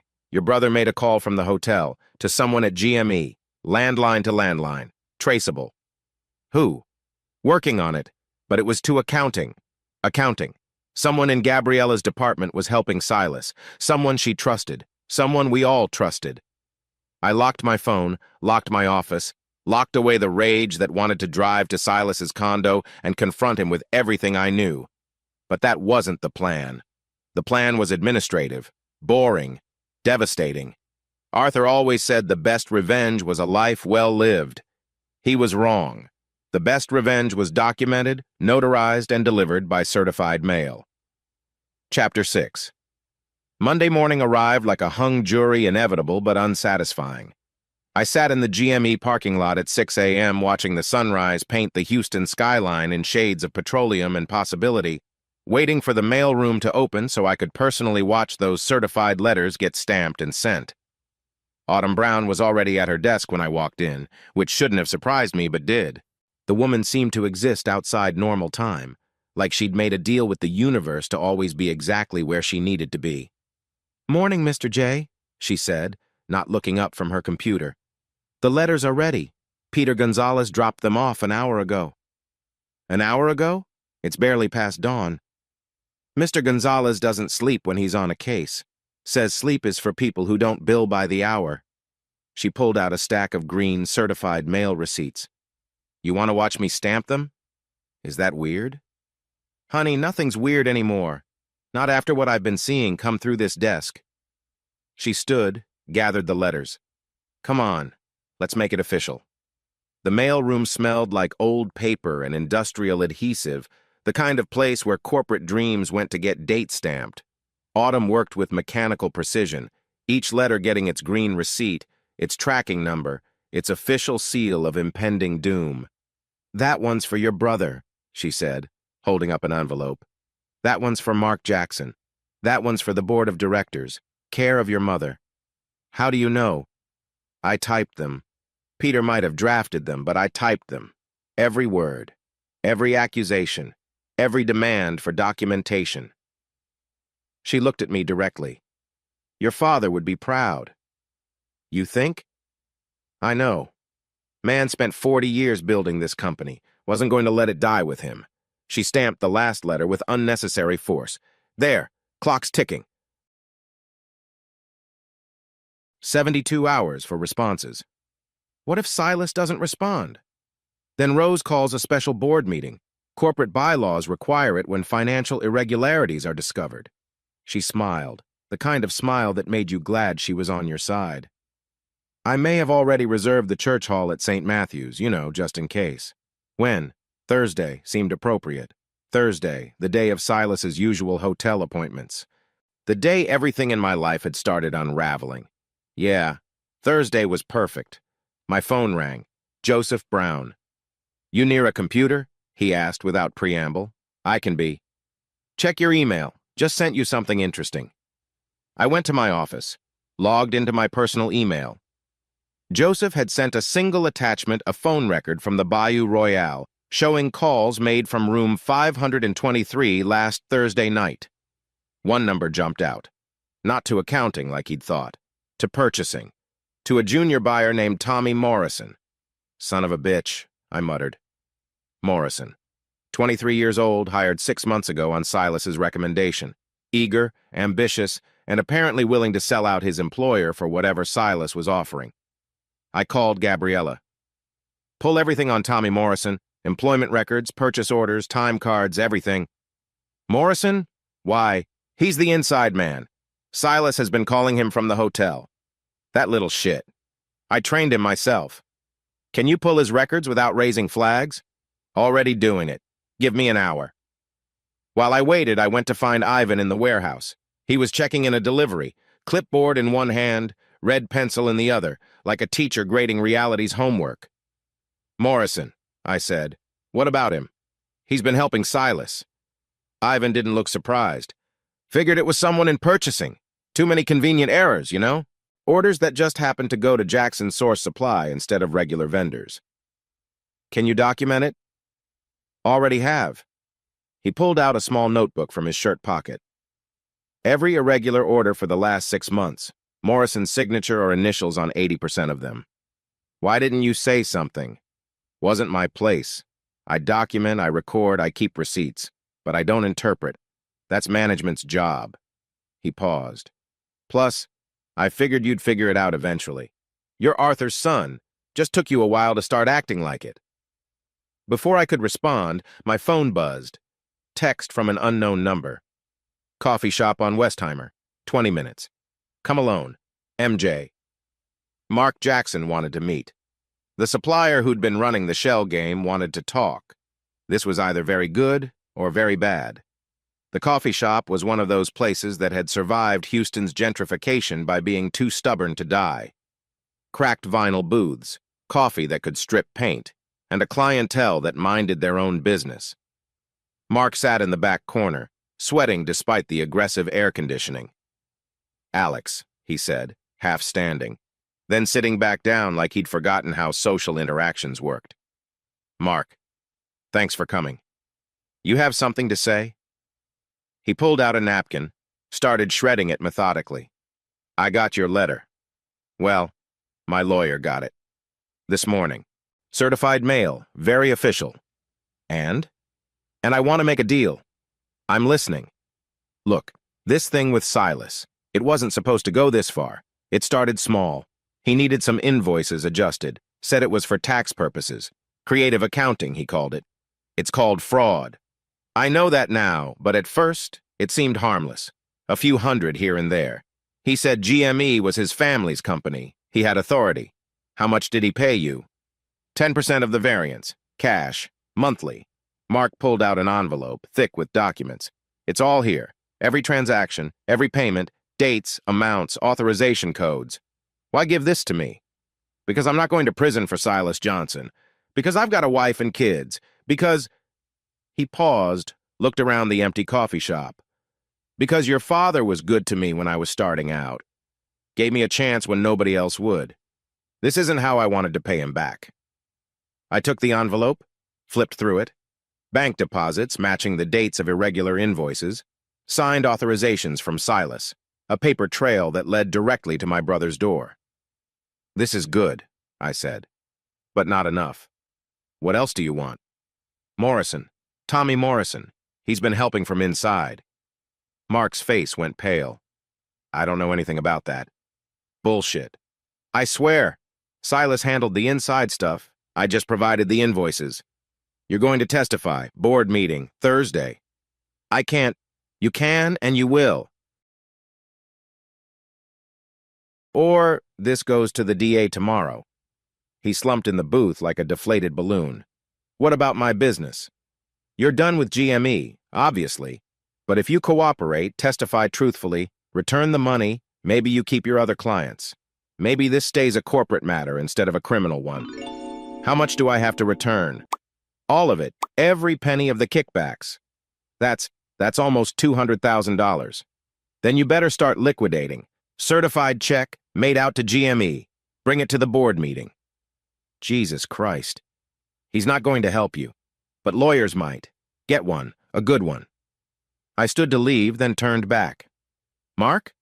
That story about my father giving you a chance? Was that true? Every word. 2009. I was broke, just starting out. Your father gave me a purchase order when nobody else would even return my calls, said every business deserved a chance to prove itself. He looked up at me with red-rimmed eyes. I'm sorry, Alex. I'm so fucking sorry. Thursday, St. Matthew's Church Hall, 9 a.m. Don't be late. I left him there, shredding napkins and probably calculating how much his betrayal was going to cost him. Outside, Houston's heat was building toward its daily crescendo, the air thick enough to swim through. Back at GME, Gabriella had Tommy Morrison's employment files spread across her desk like evidence at a crime scene. Look at this, she said, pointing to his time cards. Every Thursday afternoon for 3 months personal time. Always approved by Silas. He was at the hotel? No. Better, or worse, depending on how you look at it. She pulled out another sheet. He was here, but logged into the system remotely, changing records, adjusting purchase orders after they'd been submitted, creating a second set of books. Digital manipulation. Exactly. The paper receipts were real, but the digital records were altered to match the fraudulent invoices. If we hadn't found the carbons, we'd never have known. Can we prove Morrison did it? Logs show his user ID accessing the system during those times, from a terminal in the purchasing department that should have been empty. She smiled grimly. Kid's not as smart as he thinks, left digital fingerprints everywhere. Pull it all together, everything, make copies. Thursday's going to be intense. That afternoon, I met with Peter Gonzalez to review the case. His office was all leather and legal books, the kind of place where truth got processed into strategy. We have enough, he said, reviewing the evidence. Mark Jackson's cooperation is huge. Morrison's digital trail is damning. The certified letters create a legal record of notification. If Silas doesn't respond adequately, which he won't, the board has no choice but to act. What about Rose? Your mother's a businesswoman first, mother second. When she sees this evidence, she'll do what's best for GME. You sure? I've been GME's counsel for 15 years. I've seen Rose Johnson fire people she's known for decades because they failed the company. She won't let familial loyalty destroy what Arthur built. And if she does? Then you and Juliet outvote her. 2/3 majority. Silas is removed. New leadership installed. That simple? Nothing's ever that simple. But legally, yes. That evening I was back at the Bayou Royale, ostensibly checking on a lighting installation but really following up on something Joseph Brown had mentioned. Melody was working the third floor again, her cart positioned strategically where she could see all the comings and goings. "You're becoming a regular," she said, not quite friendly, but not hostile either. "Need to check something in 523. That room's occupied. I know. That's why I need to check it." She studied me for a long moment. "This about your brother? How did you—" "Honey, I clean up after people's secrets for a living. You think I don't know what's going on in these rooms?" She pulled out her master key. 5 minutes. If someone comes, you're checking the electrical panel." Room 523 was like every other executive suite in the hotel, trying too hard to be luxurious, achieving only expensive. The bed was made with military precision, but there were signs of regular use. A phone charger that wasn't hotel issue. A bottle of cologne in the bathroom, Silas's brand. And in the nightstand drawer, a small notebook. I photographed each page with the Polaroid. Meeting notes, phone numbers, and a list of GME employees with dollar amounts next to their names. Tommy Morrison, $5,000 month. Another name from accounting, $2,000 month. 3 more from various departments. Silas hadn't just corrupted Morrison, he'd built a network. "Time's up," Melody said from the doorway. I pocketed the Polaroid photos. "Thanks." "Don't thank me. Just make sure whatever you're doing, it ends this. I'm tired of cleaning up after your family's messes." "Thursday. It ends Thursday." "Good." She paused. "Your wife know yet?" "About what?" "About you knowing." I thought about Camila, probably at home right now, preparing for another Tuesday rendezvous with Derek Williams. "No." "You going to tell her?" "After Thursday. After the board meeting. Clean breaks, one at a time." "Smart. Handle business first, personal second." She pushed her cart toward the next room. "Your daddy would approve." Tuesday morning brought responses to the certified letters. Silas's came through his lawyer, a blustering denial of all allegations, threat of countersuit for defamation, demand for immediate retraction. Exactly what Peter had predicted. Mark Jackson's response was simpler, a request for immunity in exchange for cooperation, also predicted. Rose's response came in person. She stood in my office doorway like a force of nature temporarily contained by architecture. 71 years old, but carrying herself like she could still build an empire from scratch, which, technically, she had. "Alexander, Mama, this letter." She held it up like evidence. "These allegations. They're not allegations. They're facts. About your brother. About an employee who happens to be related to us." She entered my office, closed the door behind her. For a moment, I saw her age the way she moved a little slower, held the door frame for balance. The cancer had taken Arthur, but watching it had taken something from her, too. "Is this about the company or about Camila?" Jesus, did everyone know about Camila? It's about theft, fraud, breach of fiduciary duty. So it's about both. "Mama, I'm not stupid, Alexander. I see things. I know things. Your brother's not as clever as he thinks, and your wife's not as subtle as she believes." She sat down heavily. "The question is, what do we do about it? We have a board meeting, review the evidence, make decisions based on facts, not feelings." Very Arthur of you. That's what Juliet said. "Your sister's smart, smarter than both you boys combined." She pulled out her reading glasses, unfolded the letter. "Thursday morning, St. Matthew's, neutral ground." "Yes." "You have evidence?" "Overwhelming." "Witnesses?" "Multiple." "And you think I'll vote against my own son?" "I think you'll vote for your company, for Dad's legacy." She removed her glasses, rubbed her eyes. "Your father knew this would happen. Not the specifics, but the general shape of it. Told me before he died that Silas would overreach eventually, that you'd be the one to stop him." "Then why didn't he stop it himself?" "Because he was dying. Because he hoped he was wrong. Because despite everything, he loved both his sons." She stood to leave, then paused at the door. "Thursday. I'll be there. But Alexander, make sure your evidence is airtight. If you're going to destroy your brother, don't miss." After she left, I sat in my office, staring at the boxes of evidence we'd compiled. Each document a nail in Silas's coffin. Each receipt a small betrayal documented and filed. My phone buzzed. "Joseph Brown. Your wife just left the Marriott. Room 714. Derek Williams' car is still in the parking lot. Okay? You want me to keep watching? Until Thursday. After that, it won't matter. What happens Thursday? Everything changes. Or nothing does. Either way, we'll know. That evening, I met with Juliet and Gabriella for final preparation.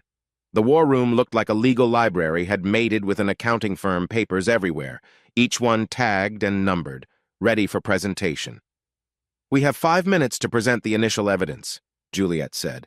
Peter will handle the legal framework. Gabriella presents the numbers. You present the physical evidence. What about Morrison? Campus security will escort him to the meeting. He's been suspended pending investigation, but he doesn't know that yet. And Mark? His lawyer confirmed attendance. He'll testify, return the money, then leave immediately. Silas? Will be there, has to be. Corporate bylaws require all board members present for financial irregularity hearings. He'll fight. Let him. Every word he says will dig him deeper. We worked until midnight, rehearsing the presentation, anticipating objections, preparing for every possible scenario. By the time we finished, we could have prosecuted the case in our sleep. Wednesday was quiet. Too quiet. Like the eye of a hurricane. That moment when the wind stops and you think maybe it's over, but you know the worst is still coming. I spent the morning at Blue Star job sites, trying to focus on normal work, but my mind kept drifting to tomorrow. Tomorrow when everything would come out. Tomorrow when the family business would eat one of its own. Tomorrow when my brother would learn what our father had taught us both, that paper beats promises every time. That afternoon, Joseph Brown called with one last piece of intelligence. Tommy Morrison just withdrew $50,000 from his bank account. Cash. Running? Looks like it. Want me to follow him? No, let him run. We have enough without him.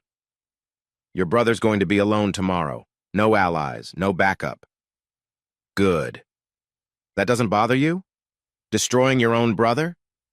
I thought about it, standing in my garage workshop, surrounded by tools that did what they were supposed to do, that didn't lie or steal or betray. He destroyed himself.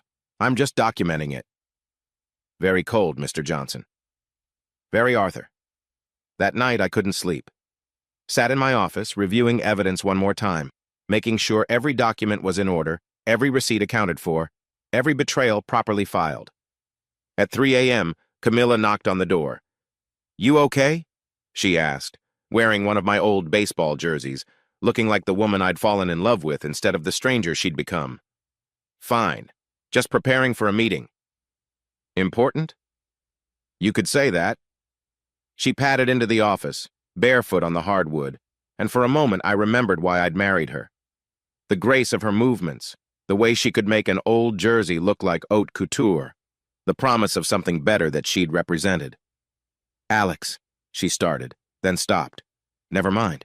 What? Nothing. Just be careful tomorrow. Did she know? Had Silas told her? Or was this just the instinct of someone who'd been living lies so long she could smell truth coming? Always am, I said. She left, and I went back to my documents. In a few hours, the sun would rise on Thursday, the day of reckoning, the day the Johnson family would face its own corrupt heart and decide whether to cut it out or let it kill the whole body. I picked up a Polaroid of one of Morrison's altered documents. In the pre-dawn darkness, the image looked like an X-ray of a cancer spreading through the company's bones, eating it from the inside. Tomorrow, we'd operate. Tomorrow, we'd cut it out. Tomorrow, Silas would learn what I'd learned in that service corridor, that betrayal has a cost, and someone always has to pay it. Chapter 7. Thursday morning came dressed in thunderclouds, Houston's weather matching my mood with the kind of precision that made you believe in cosmic justice. St. Matthew's Church Hall sat between a quinceanera supply store and a tax attorney's office, its parking lot already half full at 8:45 a.m. I arrived early, helping Peter Gonzalez and Juliet set up the space. Folding chairs in neat rows, a single table at the front. No podium, just metal and plastic and fluorescent truth. The kind of room where you couldn't hide behind corporate polish or family privilege. Nervous? Juliet asked, arranging banker boxes along the side wall. No. Liar. Okay, Yes, but not about the evidence. About Mama. She'll do the right thing. Since when has family ever done the right thing? Since today, Gabriella said, entering with an armload of printouts. Because today we're not family. We're board members. We're fiduciaries. We're protecting Arthur's legacy. Peter had set up a small recording device on the table. For the minutes, he explained. Everything needs to be documented. By 8:55, the room was filling. Autumn sat near the back with a stenographer's pad, ready to take backup notes. Ivan stood by the door like a bouncer at the world's most boring nightclub. Emery fidgeted in the third row, looking like he might vomit from nerves. At exactly 9 o'clock, Rose entered. She wore black, not funeral black, but business black, the kind of outfit that said she was here to work, not to mourn. She took her seat at the head table without acknowledging anyone, pulled out her reading glasses, and waited. Silas arrived 2 minutes later, and I had to admire his balls. He strutted in like he owned the place, wearing a suit that cost more than most people's cars, cologne preceding him like a herald announcing royalty. He saw the banker boxes, the recording device, the serious faces, and his smile flickered just for a second before returning full force. "Family meeting in a church," he said, taking his seat. "How very Texas of us."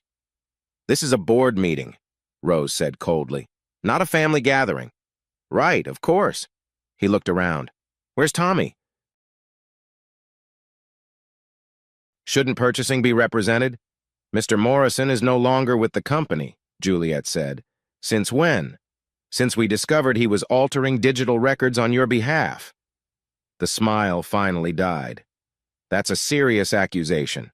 "It's not an accusation," Peter said, standing.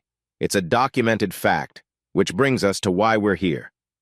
Mark Jackson entered then, looking like a man walking to his execution. His lawyer, a nervous woman in an ill-fitting suit, guided him to a chair in the front row. Mark held a cashier's check in trembling hands. "Let's begin," Rose said. "Peter, you have the floor."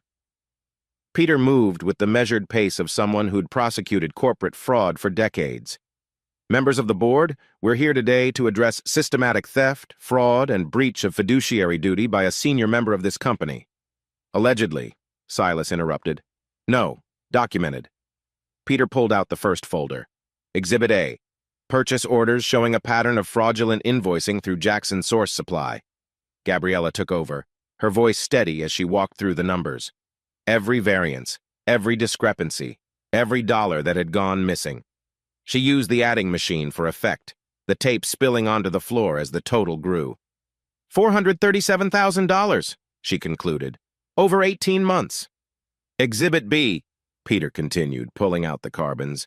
Physical receipts showing different products delivered than invoiced. Generic components substituted for premium ones. The difference pocketed through a kickback scheme. I stood then, laying out the Polaroids I'd taken, each image time-stamped, each one showing the evidence as it existed in the physical world. These are the actual products delivered versus what we paid for. Ivan Davis from receiving can verify each one. Ivan nodded from his position by the door. Every single one. Got my own copies too, in case anyone wants to claim these were doctored. "This is ridiculous," Silas said, but his voice had lost its confidence. "Paperwork errors, misunderstandings." "Exhibit C," Peter said, and Mark Jackson stood. Mark's voice shook as he spoke. I participated in a scheme to defraud GME. Silas Johnson paid me to create false invoices to substitute products to kick back the difference. It's all here." He held up his envelope of evidence. Every transaction, every payment, every instruction from Silas. "He's lying," Silas said, standing now. "He's trying to save himself by blaming me." "Sit down," Rose commanded, and Silas sat like a scolded child. Mark continued, "I'm returning everything, every penny." He placed the cashier's check on the table. $212,000, my portion of the theft. "And Mr. Morrison?" Peter asked.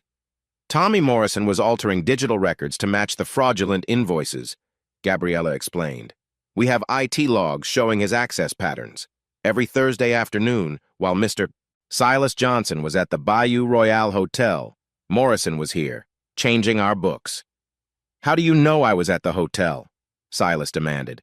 Melody Lopez stood from the back row. I hadn't seen her come in. Because I worked there. Every Thursday, 3 p.m. to 6 p.m., room 523. Signed in as consulting. Though what kind of consulting requires champagne and a do not disturb sign, I couldn't say. The room went silent except for the buzz of fluorescent lights.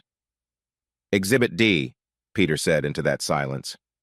Phone records showing calls from room 523 to Tommy Morrison's extension, to Mark Jackson's office, coordinating the fraud while conducting other business. Rose hadn't moved, hadn't spoken except to maintain order. Her face was marble, unreadable, the face of someone calculating losses and cutting them. There's more, I said, pulling out the notebook I'd photographed from Silas's hotel room. A list of GME employees receiving payments. Morrison wasn't the only one. There are 5 others, all receiving monthly cash payments to facilitate this theft. You broke into my room? Silas's face was red now, ugly with rage. The hotel's room, which you were using for company business, allegedly, which makes it subject to corporate investigation. This is a witch hunt, a setup. Alex is just pissed about what? I asked quietly. What am I pissed about, Silas? He stopped, realized the trap he'd almost walked into. Bringing up Camilla would make things personal, would muddy the clear corporate waters we were swimming in. Mr. Johnson, Peter addressed Silas formally, do you have any documentation to refute this evidence? I need time. My lawyer, you had 72 hours to respond to our letter. You chose to deny rather than document. Mama, Silas turned to Rose, and for the first time since we were kids, I heard fear in his voice. You can't believe this. I'm your son. Yes, Rose said quietly. You are, which makes this worse, not better. She stood, and everyone in the room seemed to hold their breath. I built this company with Arthur, from nothing, from 2 trucks and a dream. We worked 18-hour days. We missed our children's birthdays, baseball games, school plays. We sacrificed everything to build something that would outlast us. She walked to the window, looked out at the parking lot where GME trucks sat like loyal soldiers. Arthur's dying wish was that the company remained strong, that it continued to provide for our family, our employees, their families, that it stand for something more than profit. She turned back to face us, and I saw tears she wouldn't let fall. The evidence is clear. The theft is documented. The betrayal is... She paused, composed herself. Complete. As CEO and majority shareholder, I call for a vote. All in favor of removing Silas Johnson from all positions within Gulf Meridian Electric. Juliet's hand went up immediately. Mine followed. Rose raised her own hand, and that was it.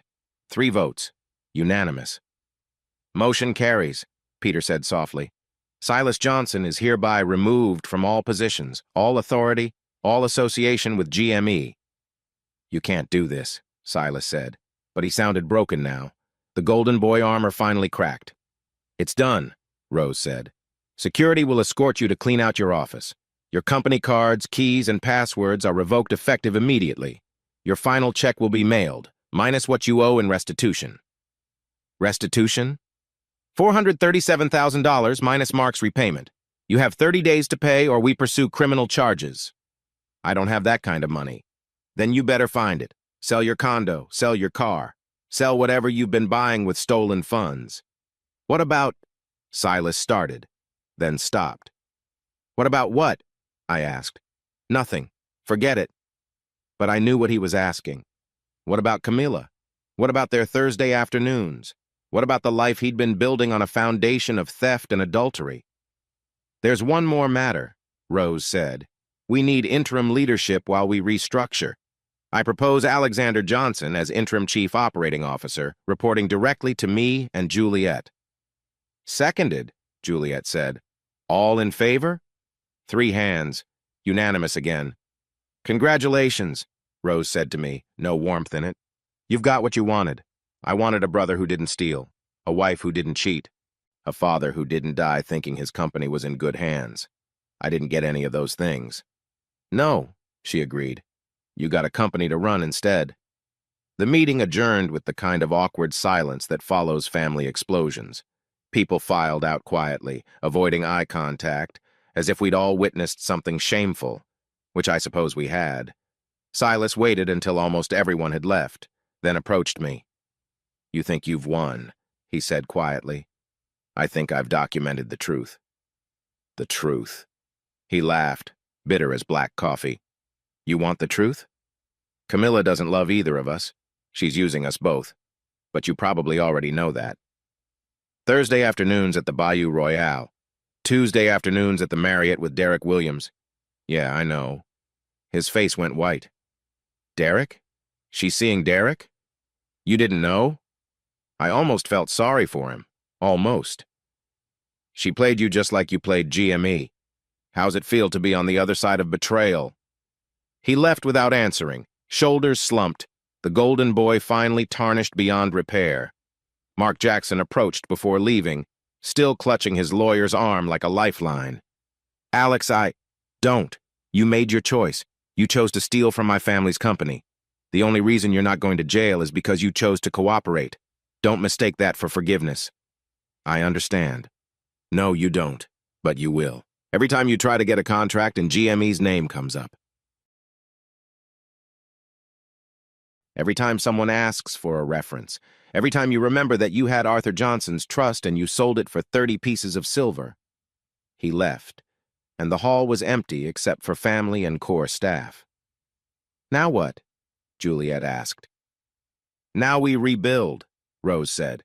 "New procedures, new vendors, new trust but with verification." "And Silas?" Gabriella asked. "Silas is no longer our concern," Rose said, but I heard the crack in her voice. "He made his choices." "Mama," I started. Just don't. I need time to process losing another son." "Another? You think you're the same Alexander who walked in here this morning? You won. You got your revenge. You saved the company.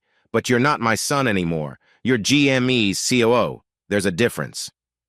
She left then, age showing in every step, and I understood what victory actually cost. Not just money or position, but the comfortable fiction that family meant something more than blood and business. "She'll come around," Juliet said. "No, she won't. And maybe that's okay. Maybe that's what Arthur would have wanted the company protected, even from family, especially from family." We spent the rest of the morning implementing new procedures. Dual signatures on all purchases over $5,000. Monthly audits of vendor relationships. Digital records backed up with physical documentation. The kind of boring administrative safeguards that prevent exciting crimes. "It's good work," Peter said, preparing to leave. "Necessary work. It's revenge disguised as administration. The best kind of revenge, the kind that stands up in court." By noon, the new reality had set in. Silas's office was empty, his nameplate already removed. Morrison was gone, his desk cleared out by security. The corruption had been excised like a tumor, leaving GME smaller but healthier. I stood in what was now my office, the COO suite, overlooking the warehouse floor where real work happened. Through the window, I could see Ivan checking in deliveries, Spencer loading equipment for Blue Star jobs, Autumn managing the front desk with her usual omniscient efficiency. "You did it," Melody said from the doorway. She'd stayed after the meeting, though I wasn't sure why. "We did it. Your testimony about the hotel was crucial. Just told the truth. That's all." She paused. "What about your wife?" "That's next, after I figure out how to divide a life built on lies." "Carefully," she said. "You divide it very carefully, and you document everything." Speaking from experience? Speaking from watching other people's messes for 20 years. The ones who document survive. The ones who trust get burned. Very cynical. Very realistic. She turned to go, then stopped. "For what it's worth, your father would be proud. You protected his company. I destroyed his family. No, Silas destroyed it. You just documented the destruction." After she left, I sat in my new office, in my new role, with my new understanding of what winning actually meant. Outside, Houston churned on, oblivious to the small tragedy of the Johnson family. Inside, GME continued to function. Orders placed, deliveries received, lights installed. Business as usual, except nothing would be usual again. My phone buzzed. Joseph Brown. Saw the news about Silas's termination. Very efficient. News travels fast. In Houston, lightning slower. What about the other matter? Tomorrow, after the dust settles here. Your wife's at the Marriott right now, room 714. I know. You want documentation? Already have enough. Some things don't need to be photographed to be over. Very mature, Mr. Johnson. Very tired, Mr. Brown. That evening, I stood in the empty church hall where we'd held the board meeting. The folding chairs were still arranged in their neat rows, the table still at the front. But the banker boxes of evidence were gone, filed away in Peter's office, proof of a successful corporate assassination. The storm that had threatened all morning finally broke, rain hammering the metal roof like applause or accusation. I sat in one of those uncomfortable folding chairs, listening to the rain, thinking about fathers and sons, brothers and betrayal, the price of truth in a world built on comfortable lies. Tomorrow I'd confront Camila. Tomorrow I'd file for divorce. Tomorrow I'd finish what started in that service corridor of the Bayou Royale. But tonight, I sat in an empty church hall, CEO of a company I'd never wanted to run, victor in a war I'd never wanted to fight, alone with the echo of family bonds breaking like over-tightened cables, wondering if Arthur would really be proud or just sad that it had come to this. The rain kept falling, washing Houston clean or trying to, and I sat there until the janitor came to lock up, just another man learning that revenge, even the administrative kind, tastes like ash in your mouth and sits like lead in your stomach. But it was done. Documented, notarized, voted on, and filed. The best kind of revenge, Peter had said. Maybe. Or maybe the best revenge would have been never needing it at all. Chapter 8. Friday morning after the board meeting felt like waking up in someone else's life. The COO nameplate on my door was so new, it still had the manufacturer's sticker on the back. Through my office window, I watched GME function with the mechanical precision of a company that had survived its own civil war. Juliet knocked and entered without waiting for permission, a CFO's prerogative. New policies go into effect Monday, she said, dropping a stack of documents on my desk. Dual signatures, vendor verification, monthly audits, the whole administrative arsenal. Silas won't go quietly. Silas doesn't have a choice. Security already changed all the locks, IT killed his access, and I had a very interesting conversation with our bank about freezing certain accounts pending investigation. That seems aggressive. That seems appropriate. He stole $400,000.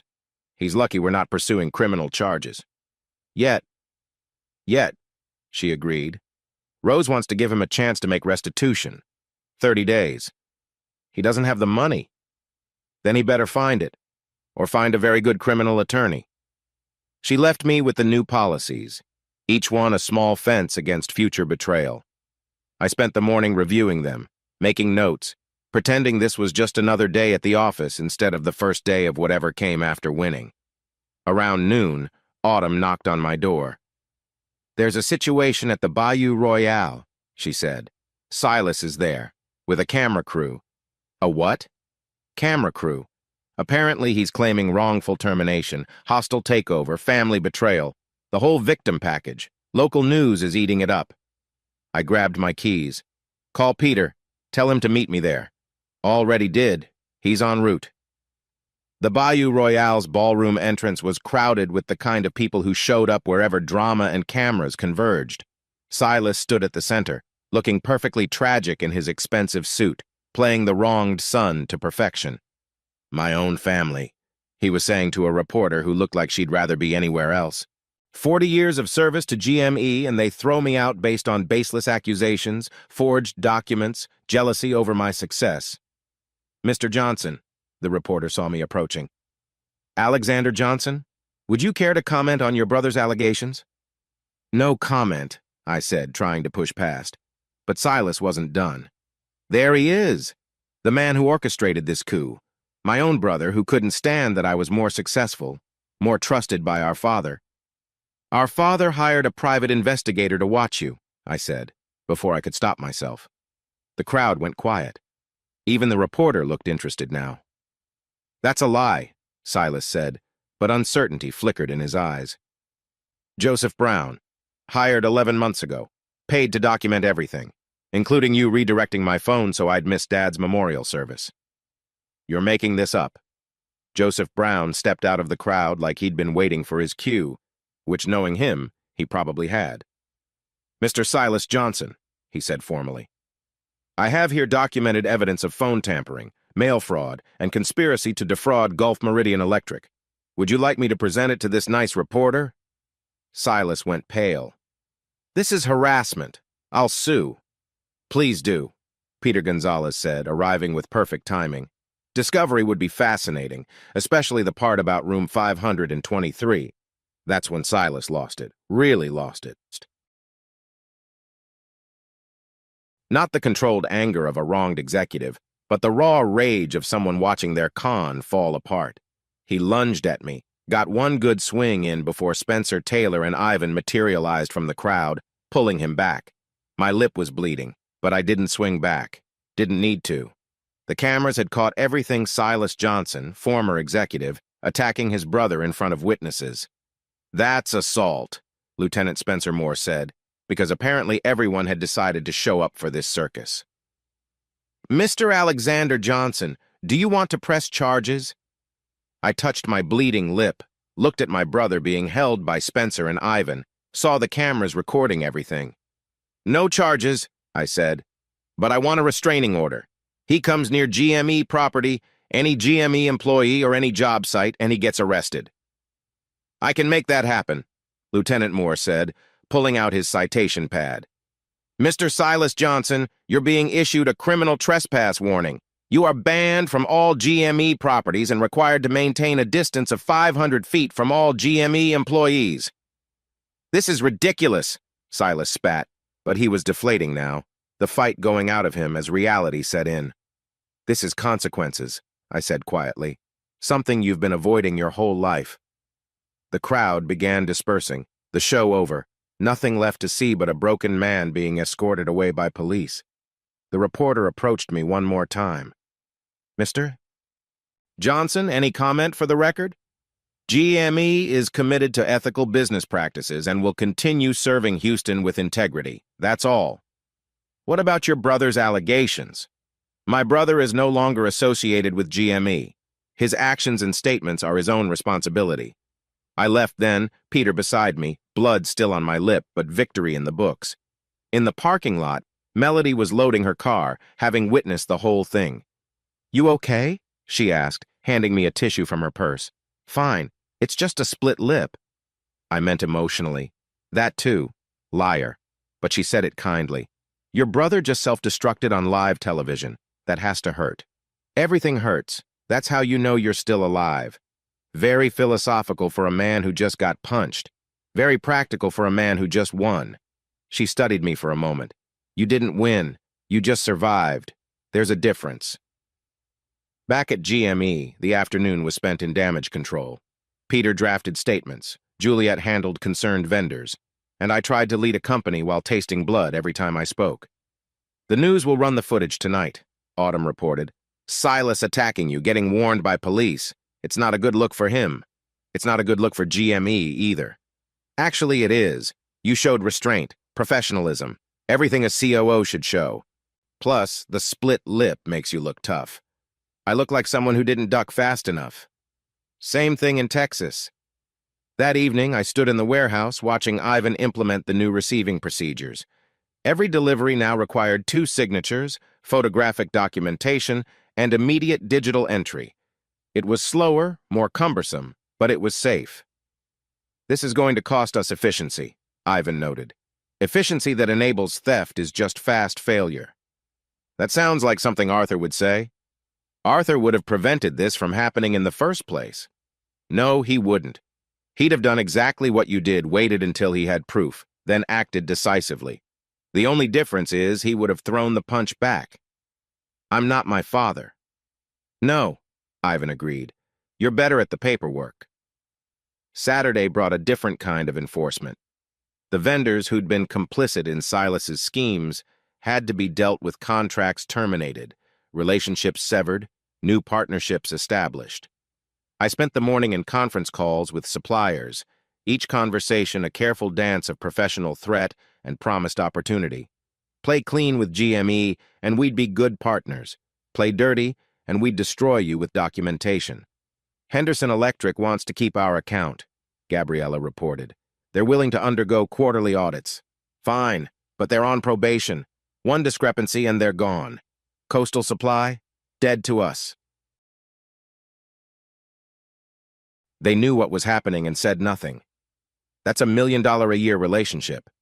And they helped steal half that. Cut them loose.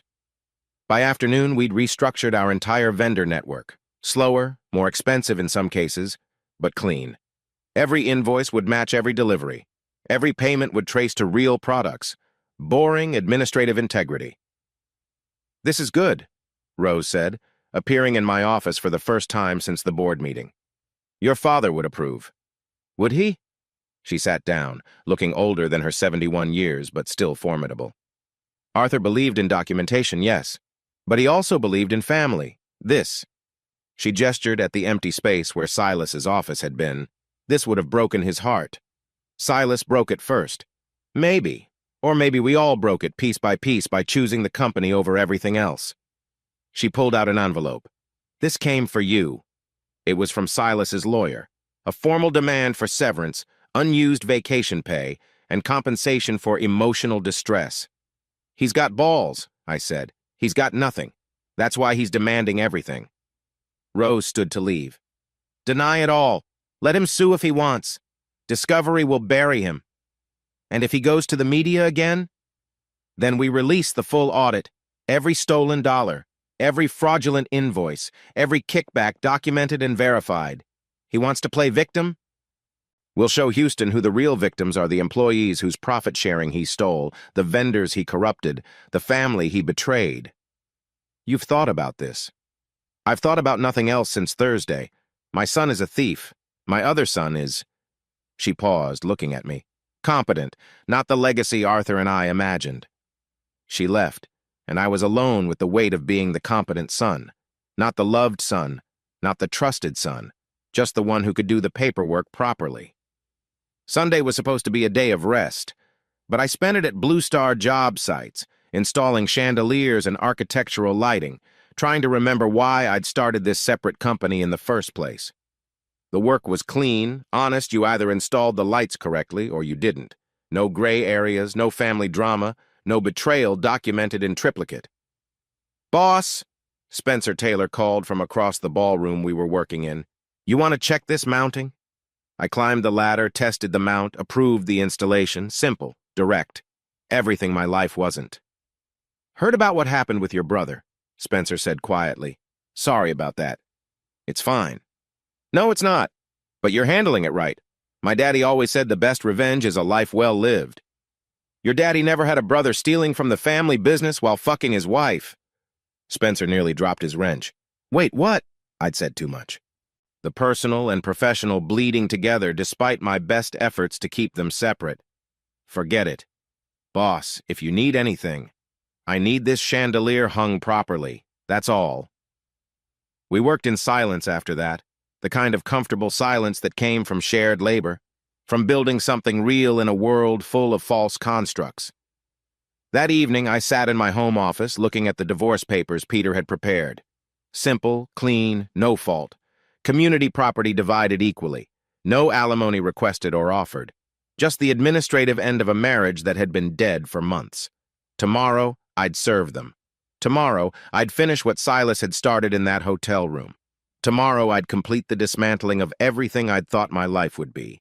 But tonight, I sat with a split lip and a new job title, the competent son in an empty house, successful in all the ways that didn't matter, and failed in all the ways that did.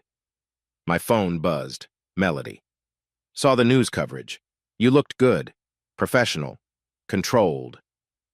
I looked like someone who didn't see the punch coming. Sometimes that's the same thing. Want some ice for that lip? It's fine. Want some company for that soul? I thought about it. Melody Lopez, who'd documented Silas's hotel visits, who'd witnessed my family's implosion, who understood that the best revenge was properly filed paperwork. Not tonight, but thank you. After the divorce, then. After everything's clean. After everything's clean, I agreed. I hung up and went back to the divorce papers. 20 pages of legal language that boiled down to a simple truth. Sometimes the best enforcement is the quiet kind, the administrative kind, the kind that doesn't make the evening news but changes everything anyway. Outside, Houston hummed its Sunday night song, preparing for another week of commerce and compromise. Inside, I prepared for the final act of this tragedy, the last documents to be filed, the final enforcement of consequences that had been building since that night in the service corridor. Tomorrow, Camilla would be served. Tomorrow, the last illusion would die. Tonight, I was just the competent son with a split lip and a new understanding that enforcement, like revenge, was best served with proper documentation and a complete absence of emotion. Arthur would be proud, or maybe he'd just be sad that pride was all we had left. Chapter 9. Monday morning came wrapped in gauze and antiseptic, the taste of blood still metallic in my mouth from where Silas's punch had split my lip 3 days ago. The warehouse floor was quieter than usual, that particular silence that follows public family drama, when everyone's trying to pretend they didn't see your brother assault you on the evening news. I was checking inventory sheets when the ladder slipped. It shouldn't have. I'd set it properly, checked the locks, done everything Arthur had taught me about workplace safety. But metal fatigues, bolts loosen, and sometimes shit just happens. The 8-foot fall onto concrete happened fast. 1 second I was reaching for a junction box. The next I was on my back, right arm bent at an angle that arms weren't supposed to bend. Jesus Christ. Ivan was there first, his face swimming in and out of focus. Don't move. Spencer, call 911. The pain came in waves, each one bringing a new understanding of how many nerve endings existed in a human forearm. But pain was just information, and I'd been processing painful information for weeks now. It's fine, I said, trying to sit up. It's broken, Ivan countered, holding me down. And you're going to the ER. The ambulance ride was a blur of questions I couldn't quite focus on. Name, date, allergies. The EMT, a kid who looked like he'd graduated high school yesterday, kept asking about the split lip, if that was related to the fall. Different incident, I managed. Rough week? You could say that. Memorial Herman's emergency room smelled like every hospital everywhere disinfectant fighting a losing battle against human misery. They triaged me quickly, X-rayed the arm, confirmed what anyone with eyes could see. Clean break of the radius, would need a cast. Lucky it wasn't worse. Delilah Lopez worked the ER that morning, moving between curtained areas with the efficient grace of someone who'd seen every possible way humans could damage themselves. Mid-40s, built solid, with eyes that missed nothing. Mr. Johnson, she said, checking my chart. Says here you fell from a ladder. Equipment failure. She made a note. And the lip? Previous incident, well documented? I saw the news. Your brother seems volatile. Former brother, I said, then caught myself. I mean, he's still my brother, just not my problem anymore. She smiled slightly. I have a sister like that. Sometimes family is just people who share your DNA and nothing else. She checked her watch, made another note. I'm documenting your intake at 9:47 a.m. We'll have you casted and out by noon, assuming no complications. Document everything, I said. That's important. In my experience, Mr. Johnson, documentation is the difference between truth and fiction, especially in Texas. While waiting for the orthopedic tech, I called Juliet from the hospital phone. You fell? She said without preamble. Ladder gave out. Bullshit. Silas? No, genuinely an accident. But that's not why I'm calling. I need you to document everything. Time I left, why, when I'll be back. Why would? She stopped. He's going to claim you're absent, that you're not fulfilling COO duties. Probably. He's got 3 weeks left to make restitution. He's going to try everything. I'll handle it. Focus on not damaging yourself further. The cast went on smooth and white, from knuckles to elbow. The tech, a cheerful woman named Patricia, chattered about Houston's humidity and how it would make the cast itch, but I wasn't really listening. I was thinking about Silas, Probably drafting memos right now about my suspicious absence, my convenient injury. Delilah returned with discharge papers at 11:52 a.m. earlier than promised. "Everything's documented," she said. "Intake time, treatment provided, discharge time, all stamped, all official. Your insurance will get copies, but I made extras." She handed me a folder. "Just in case someone questions where you were. You didn't have to. Mr. Johnson, I've worked ER for 20 years.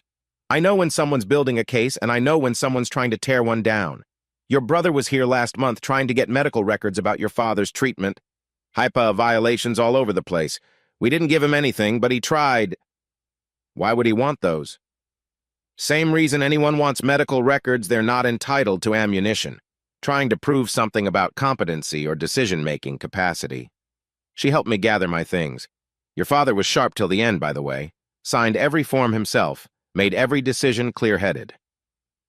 Back at GME, word had already spread. Autumn had a memo on my desk from S. Johnson, former executive, R.E., Alexander Johnson's pattern of absence and injury. "He emailed it to the entire vendor list," she said, "plus 3 media outlets and the Better Business Bureau." I read through Silas's manifesto. According to him, I was unstable, prone to mysterious accidents, absent during critical business hours, and unfit for leadership. The latter incident was painted as either gross negligence or a staged event for sympathy. "How'd he even know?" I asked. "Tommy Morrison. He's been feeding Silas information even after being terminated. That's violation of his severance agreement." "That's a felony, actually. Corporate espionage. Peter's already on it." Sure enough, Peter Gonzalez called within the hour. "The memo backfired spectacularly," he said. "I've got 12 vendors calling to complain about Silas harassing them. 3 are filing restraining orders. The Chronicle's business editor called it desperate and unhinged." "What about Morrison?" "Arrested this morning trying to access GME's server remotely. He's looking at federal charges for computer fraud. Turns out he's been trying to alter records to make it look like you authorized purchases from Jackson Source Supply after the board meeting. But everything's backed up. In triplicate, off-site, and verified daily. Juliet's new protocols caught him immediately." Peter paused. "Silas is drowning, Alex. Every move he makes just pulls him deeper."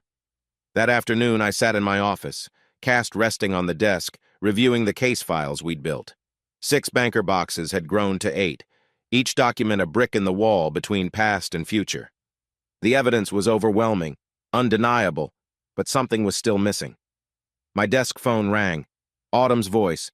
"There's a call for you. Won't identify herself, but says it's urgent." "Put it through." The line clicked, then silence, then breathing I recognized. Camila. "I'm at a payphone," she said. "On Washington. Can we talk?" "We're talking. In person. Please." I thought about it. The divorce papers were in my desk drawer, waiting to be served. Joseph Brown had documented her Tuesday meeting with Derek Williams just this morning. There was nothing left to say. 20 minutes, I said. "The coffee shop on Shepherd." She was already there when I arrived, sitting in a back booth, wearing sunglasses inside like a cliché of a cheating wife. Except she didn't know I knew about the cheating. Or maybe she did. With Camila, you could never tell what was performance and what was real. "Your arm," she said. "Ladder collapsed. I heard it was Silas." That was my lip. The arm was gravity.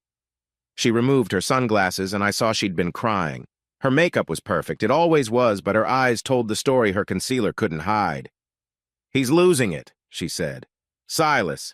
He calls me constantly. Says you're destroying him. Says you're jealous of what we have." "What do you have?"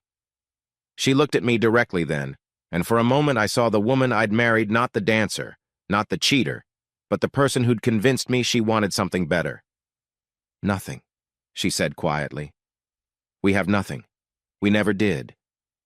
"Then why?" "Because I'm weak. Because he was there and you weren't. Because—" She stopped, started again. "Because I'm exactly who you always suspected I was." "I never suspected—" "Don't lie, Alex. You married a stripper and spent 5 years waiting for her to prove she was still a stripper. Well, congratulations. I proved it." "That's not—" "It is, though. You saved me, remember? Pulled me out of that life. Gave me respectability. A house in Meyerland, the Johnson name. Everything a girl like me wasn't supposed to have. I loved you. You loved the idea of me, the project, the proof that Alexander Johnson could fix broken things. She pulled out a tissue, dabbed at eyes that weren't quite crying. Just like Silas loved the idea of taking something that was yours. And Derek Williams? Her face went white. How did you... Tuesday afternoons, room 714, the Marriott on the Gulf Freeway. Jesus, she laughed, bitter and short. You really do document everything. It's what I do. Yeah, it is. She stood to leave, then paused. For what it's worth, I never meant for it to go this far, with Silas, with any of it. But it did. But it did. She put her sunglasses back on. I won't fight the divorce, whatever you want. Just make it quick. Papers will be served tomorrow. Good. She walked toward the door, then turned back. Alex, Penelope isn't yours. You know that, right? She's Derek's, from before we met. The words should have hurt, should have destroyed something. Instead, they just confirmed what I'd suspected but never wanted to verify. Another lie documented, filed, processed. I know, I said, though I hadn't, not really. I've always known. She left then, and I sat in that coffee shop, cast heavy on the table, thinking about the stories we tell ourselves to make life bearable. I'd told myself Camila could change. She'd told herself respectability could be worn like a dress. We'd both been wrong. My phone buzzed. Text from Joseph Brown.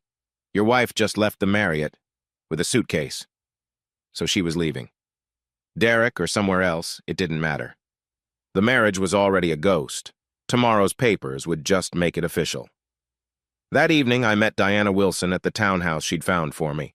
It sat in a quiet neighborhood off Montrose, walking distance from coffee shops and bookstores, the kind of place where people minded their own business and nobody cared if you were a Johnson. 2 bedrooms, 1.5 baths, Diana said, professional even though she'd heard all the gossip. Workshop space in the garage. Month-to-month lease if you need flexibility. I'll take it. Don't you want to see the rest? Does the plumbing work? Does the AC function? Are the locks solid? Yes to all 3. Then I'll take it. She handed me the keys, brass and honest. The divorce? Tomorrow. I'm sorry. Don't be. Sometimes the best thing you can do is document the ending and move on. I spent that night packing, which didn't take long. Clothes, tools, the baseball memorabilia that mattered. The wedding photos stayed. The furniture stayed. The lies we'd built together stayed. By midnight, I was in the new place, cast propped on unpacked boxes, listening to the unfamiliar sounds of a different neighborhood. Somewhere out there, Silas was probably drafting another memo about my instability. Camilla was probably in Derek's arms, pretending she hadn't just blown up her life for the second time. Morrison was probably in a federal holding cell, learning that corporate espionage wasn't worth whatever Silas had promised him. And I sat in an empty townhouse with a broken arm and a documented life, successful in every way that could be measured and failed in every way that couldn't. Tomorrow the divorce papers would be served. Tomorrow Peter would file the criminal complaint against Morrison. Tomorrow GME would continue its transformation into something Arthur would recognize boring, efficient, honest. But tonight, I was just a man with a cast and a set of new keys, learning that sometimes the best proof of survival is simply continuing to exist, to document, to file away each small betrayal until they added up to a life lived deliberately, if not well. My phone buzzed one more time. Melody. Heard about the arm and the coffee shop? You okay? Define okay. Surviving with documentation. Then yes, I'm okay. Good. See you at the community meeting Thursday, assuming you can manage with the cast. I can manage. I know, she texted back. That's what you do. Chapter 10. 3 weeks later, my cast had dulled from Hospital White to Houston Gray, and Shane Anderson was drunk again, this time at the Pasadena Fair, which was just like the Katy Fair, but with more petrochemical smell and fewer teeth in the crowd. Well, shit, Shane called out when he saw me approaching the registration table.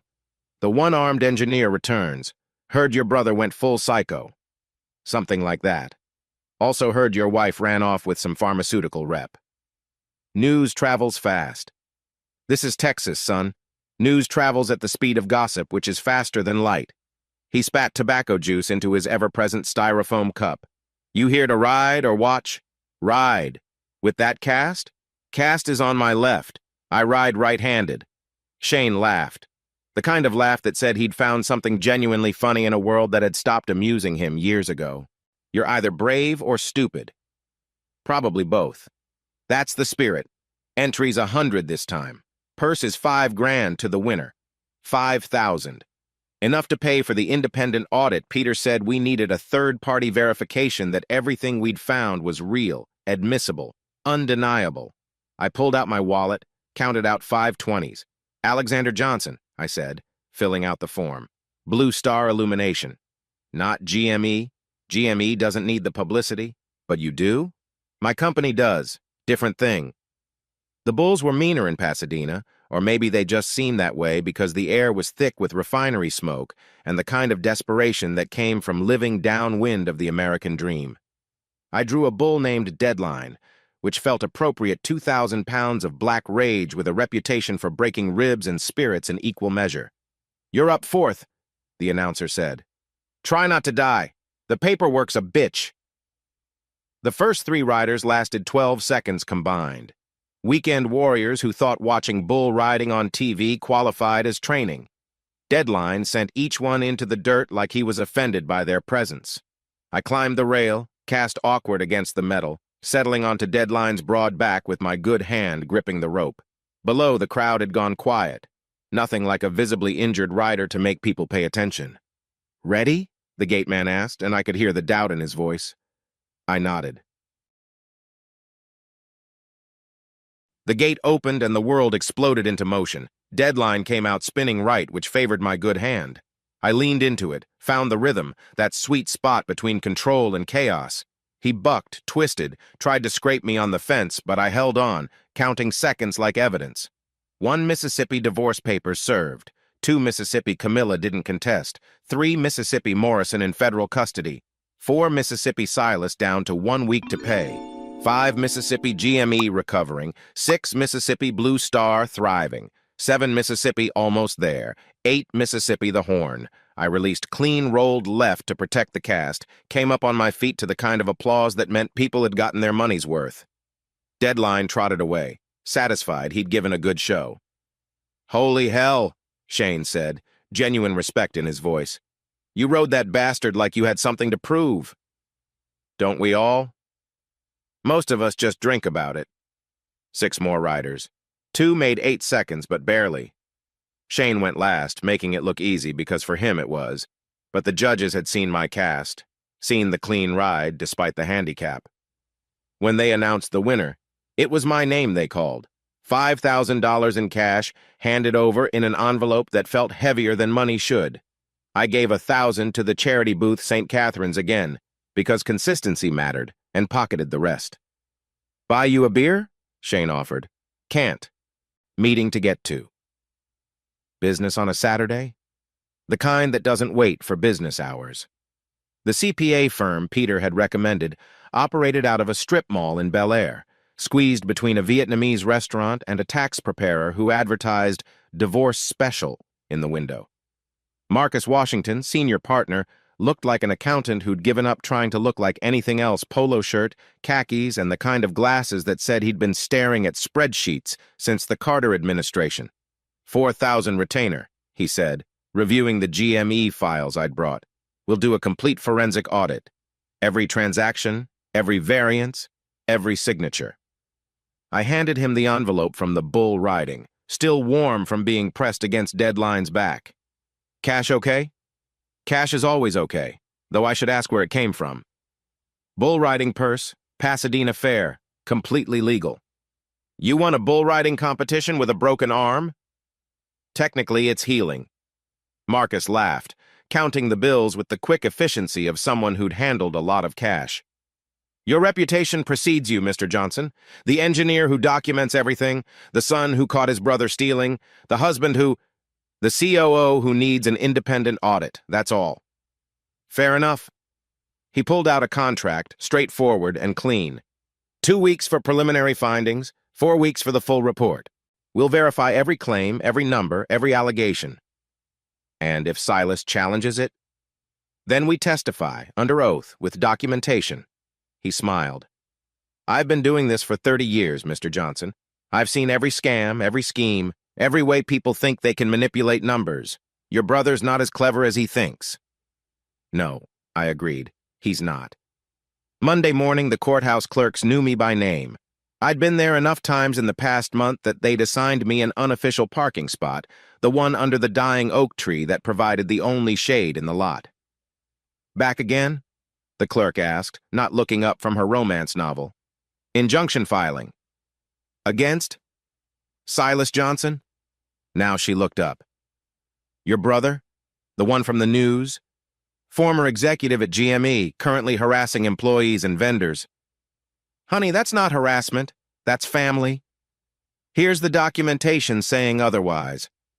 Peter had prepared everything in triplicate, as always. The memo blasts to vendors, the attempted corporate espionage through Morrison, the physical assault at the Bayou Royale, 3 inches of paper that told the story of a man destroying himself in public. Judge Harrison will review it, the clerk said, stamping everything with unnecessary force. Should have a ruling by Thursday. Thursday. Everything important happened on Thursday now. That evening was the community meeting at St. Matthew's, the same church where we'd held the board meeting that ended Silas's career. The hall was fuller this time, local business owners, community leaders, people who'd heard about GME's transformation and wanted to understand what it meant for them. Melody was already there when I arrived, setting up chairs with the efficient grace of someone who'd organized 1,000 church events. She wore jeans and a St. Matthew's volunteer t-shirt, her hair pulled back, looking nothing like the night janitor who'd documented my brother's hotel visits, and everything like someone I wanted to know better. Cast is holding up, she observed. 3 more weeks. And the rest of you? Also holding up. Liar. But she said it with warmth. You're here to present about Blue Star? Community partnership program, local hiring, training programs, that sort of thing. Very civic-minded. Very practical. GME needs to rebuild trust. Blue Star needs workers. The community needs jobs. Everyone wins. Except Silas. Silas made his choices. The meeting was called to order by Pastor Williams, no relation to Derek Williams, thankfully, who had the kind of voice that made you want to confess sins you hadn't even committed yet. We're here to discuss the future of local business partnerships, he began. Specifically how GME and Blue Star Illumination plan to serve our community. I stood, Cast heavy at my side, and laid out the plan. 10 positions at Blue Star, hired locally, training provided, living wages, not minimum wage. Health insurance after 90 days, a path to journeyman electrician certification for those who wanted it. Why? Someone called out. What's in it for you? Stability, I answered. Good workers who know the area, lower turnover, and... I paused, choosing words. Redemption. GME lost its way. This is part of finding it again. Your brother says you staged a coup, another voice said. Says you stole the company. My brother stole $400,000. I documented it. There's a difference. Melody stood then, and the room paid attention.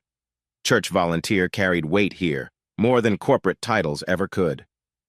I've watched the Johnson family for months, she said. Seen how they treat workers, how they handle problems. Silas Johnson treated the Bayou Royale staff like furniture. Alexander treats us like people.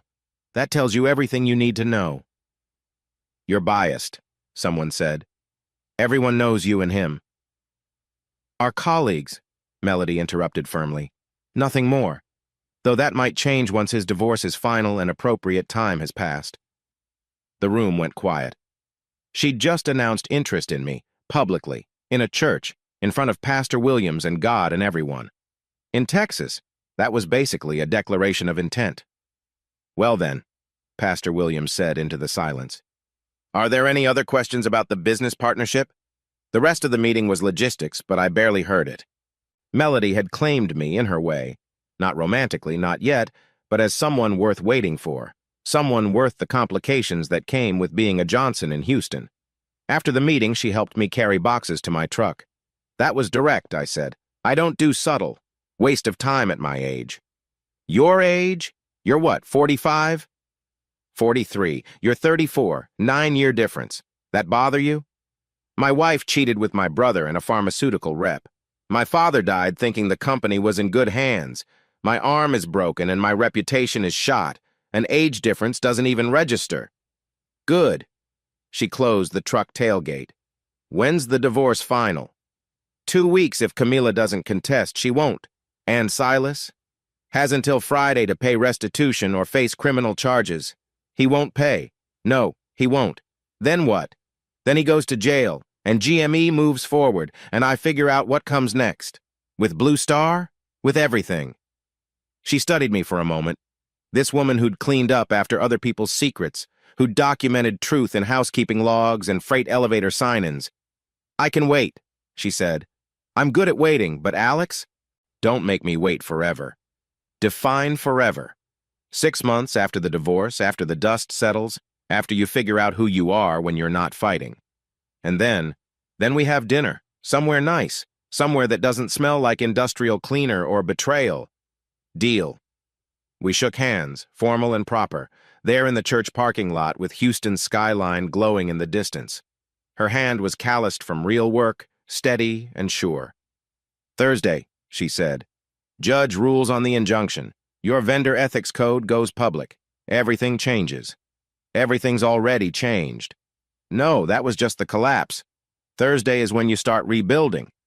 She left me there with my cast and my truck and my boxes of partnership proposals. In 2 days, the injunction would be granted or denied. In 2 weeks, the divorce would be final. In 6 months, I'd have dinner with a woman who saw me clearly and wanted me anyway. But tonight, I drove to the new townhouse, windows down despite the humidity.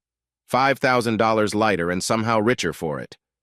The cash had bought an audit that would prove everything we already knew but make it official. The ride had proved I could still function despite the damage. The meeting had proved Blue Star could be more than just Revenge Incorporated. At home, and it was starting to feel like home, I sat at a card table I'd bought from Goodwill, reviewing the vendor ethics code Juliet had drafted. Simple principles. Transparent pricing, documented delivery, no gifts over $25, no entertainment expenses, no Thursday afternoon hotel meetings. Boring, Juliet had called it. Completely boring. Perfect, I'd replied. My phone buzzed. Rose. I almost didn't answer, but duty was duty, even at 10 p.m. on a Monday. Alexander. Mama. The community meeting went well, I heard. You have spies everywhere. I have friends everywhere. Different thing. She paused. Silas called. Wants to borrow money for the restitution. From you? From the company. Interest-free loan. 20-year term. That's not a loan. That's theft with paperwork. I know. You're going to refuse. I already did. Her voice cracked slightly. He called me names I won't repeat. Said I was choosing you over him. You're choosing GME over theft. Same thing, apparently. Mama. I know what I created, she said quietly, with Silas. Gave him too much, too easy, too long. Arthur warned me, but I didn't listen. Thought love could fix entitlement. Love can't fix anything that doesn't want to be fixed. Very philosophical for a man with a broken arm. Very practical for a man with a documented life. She laughed, short and bitter. Thursday. Everything gets decided Thursday. Decided was 6 weeks ago in that church hall. Thursday's just paperwork. Your father always said, paper before promises. I know. No. He also said, family is what you build, not what you're born with. I'm starting to understand what he meant. She hung up and I sat in my townhouse with my card table and my cast, successful in all the ways that mattered to the court and broken in all the ways that mattered to the heart. Thursday would bring the injunction. 2 weeks would bring the divorce. 6 months would bring dinner with Melody. But tonight brought sleep in a bed I'd bought myself, in a house I'd chosen myself, in a life I was building myself, one documented day at a time. Chapter 11. The Harris County Family Court smelled like broken promises and industrial disinfectant. The kind of place where love went to get properly documented and filed away. 2 weeks had passed since the coffee shop, since Camilla admitted what we both knew, since the last pretense of our marriage dissolved like sugar in Houston's humidity. She sat across the courtroom in a black dress that managed to be both funeral and fashion, Derek Williams beside her, his hand on her shoulder in a way that was supposed to be supportive but looked more like ownership. He wore too much cologne, always had, and kept checking his phone like he had somewhere better to be. Peter Gonzalez sat beside me, papers arranged with military precision. Standard dissolution, he'd said. No fault. Community property divided. Clean. Clean. Like anything about this was clean. Judge Martinez, no relation to Camilla, thankfully reviewed the papers with the bored efficiency of someone who'd processed 1,000 divorces. No children involved? No, Your Honor, Camilla's lawyer said. Penelope. Not mine, never mine, but I'd raised her for 3 years before Camilla sent her to live with her mother. Another loss that didn't count because it couldn't be documented. Property division? Agreed upon, Peter said. Mrs. Johnson keeps the house. Mr. Johnson has already relocated. Mrs. Johnson. She'd wanted that name so badly, worn it like armor against her past. Now she couldn't shed it fast enough. Spousal support? Neither party is requesting support. Any disputes? None, Your Honor. The judge looked up then, really looked at us. Mr. Johnson, Mrs. Johnson, you're both certain about this? Yes, we said in unison, the last thing we'd ever agree on. Then by the power vested in me by the state of Texas, this marriage is dissolved. Decree is final immediately. The gavel came down with the soft finality of a baseball hitting a glove, expected but still somehow surprising. 5 years of marriage ended in 5 minutes of paperwork. Outside the courthouse, Camilla approached while Derek waited by his Lexus, texting furiously. Alex. Camilla. I'm sorry, for what it's worth. It's worth what it's worth. She smiled sadly. Still documenting everything? Some habits die hard, and some die easy. She looked back at Derek. He's not you, you know. He's just available. He's what you chose. No, he's what I settled for. There's a difference. She walked away then, toward Derek and whatever life they'd build on the foundation of Tuesday afternoons and pharmaceutical sales. I watched her go, waiting for the pain, but all I felt was the strange lightness of a burden lifted. That went well, Peter said, appearing beside me. Define well. No drama, no contested assets, no allegations of abuse or infidelity entered into the record. She didn't know about the documentation, about me knowing. Would it have mattered? No. Then it went well.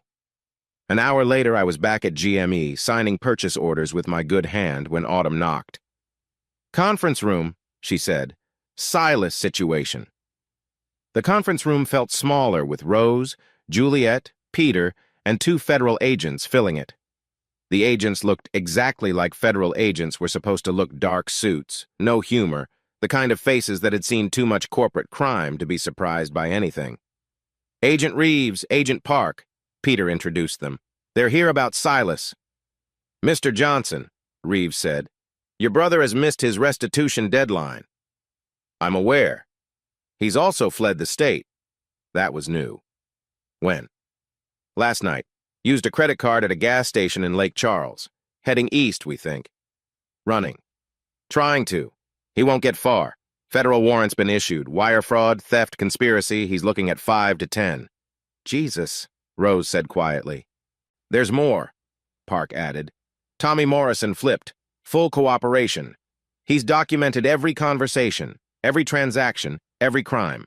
Your brother was planning to steal another $2 million before you caught him. $2 million. Enough to destroy GME, to undo everything Arthur had built. We need your testimony, Reeves said. When we catch him, you'll have it. All of it?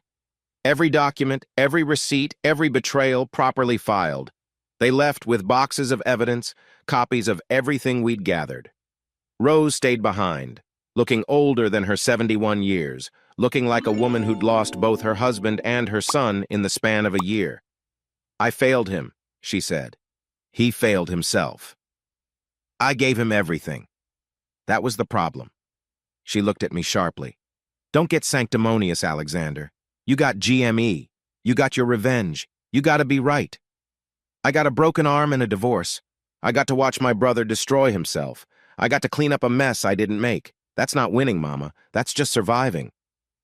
Your father would be sad. He'd be deeply sad that it came to this. Yes, she agreed. He would. That afternoon, the second shareholder meeting was quieter than the first. Same church hall, same folding chairs, but no drama this time. Just paperwork, just business. Motion to confirm leadership structure, Peter read. Rose Johnson, CEO, Juliet Johnson, CFO, Alexander Johnson, COO, no longer interim. 3 hands raised, unanimous. Motion to implement new vendor protocols. 3 hands, unanimous. Motion to pursue criminal charges against Silas Johnson. Rose hesitated, then raised her hand. Juliet followed.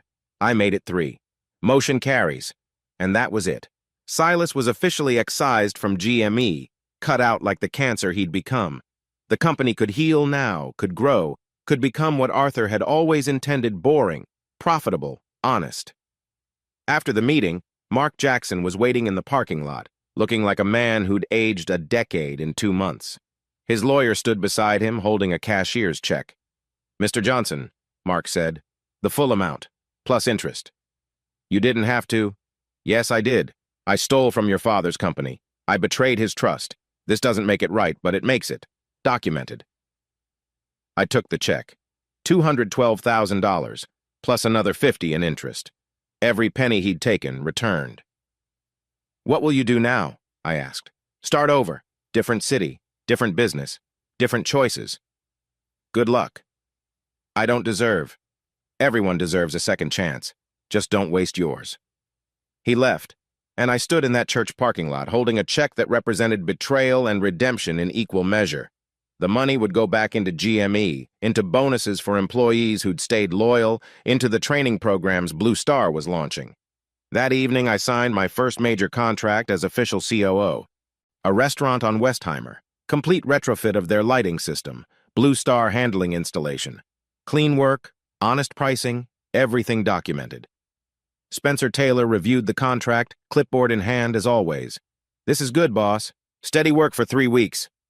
6 weeks. I want it done right, not fast. That's not how Silas would have. Silas is gone. I know. That's why it's good. We worked until midnight, planning the installation, scheduling crews, doing the boring work of running a business properly. No shortcuts, no schemes, no Thursday afternoon hotel meetings. My phone buzzed as I was locking up. Unknown number, Louisiana area code. Hello?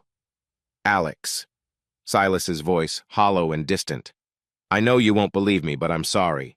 Turn yourself in. I can't. You know I can't. Then why call? To tell you something. About Dad.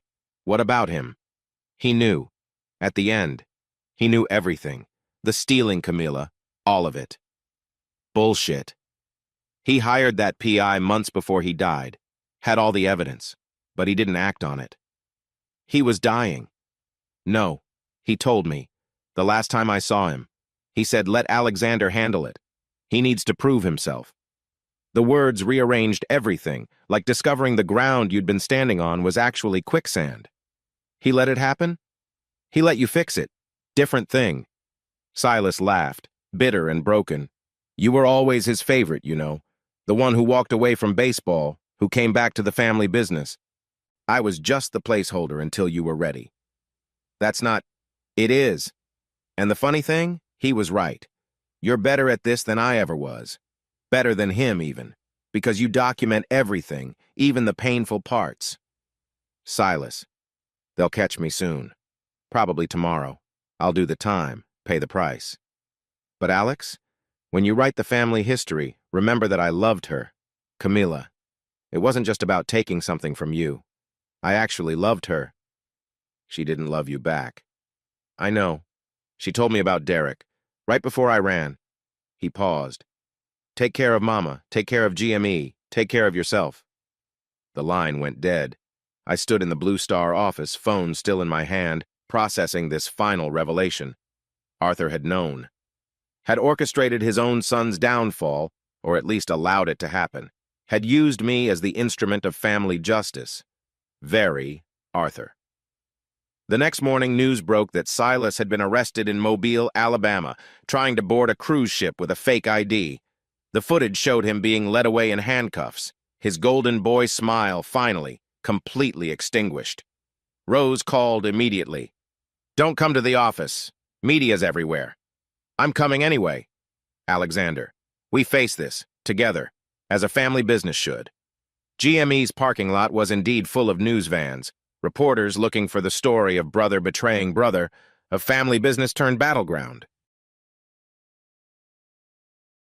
I parked in my usual spot, adjusted my tie with my good hand, and walked through them like they were furniture. "Mr. Johnson, comment on your brother's arrest?" "GME continues normal operations." "How does it feel to destroy your own brother? How does it feel to ask questions you already know the answer to?" "Is it true about the affair?" I stopped at that one, turned to face the reporter. "My personal life is not your story. GME's commitment to ethical business practices is. We're hiring locally, paying living wages, and operating with complete transparency. That's your story." Inside, the office felt like a bunker us against the world. But the work continued. Phones rang, orders were processed, lights were installed, the boring business of business. "You handled that well," Juliet said, appearing in my doorway. "I handled it." "Silas called you last night. Autumn mentioned an unknown Louisiana number." "He did." And he confirmed what we already knew. Dad orchestrated this, or at least allowed it. To test you, to save the company. Same thing in his mind. "Yeah." She sat down, and for the first time in months, my sister looked relaxed. "It's over. Finally over. The criminal trial will happen without us. We've provided evidence. The rest is just justice processing itself. And GME will be fine, better than fine. We're already up 8% this month. Because of the scandal? Because of the ethics. Turns out, companies like working with vendors they can trust."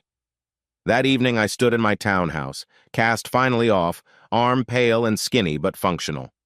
The divorce decree sat on my card table next to the vendor ethics code, the partnership agreements, the audit report that confirmed everything we'd claimed, paper proof of a life deconstructed and rebuilt. My phone rang. Melody. "Saw the news," she said. Everyone did. "You okay?"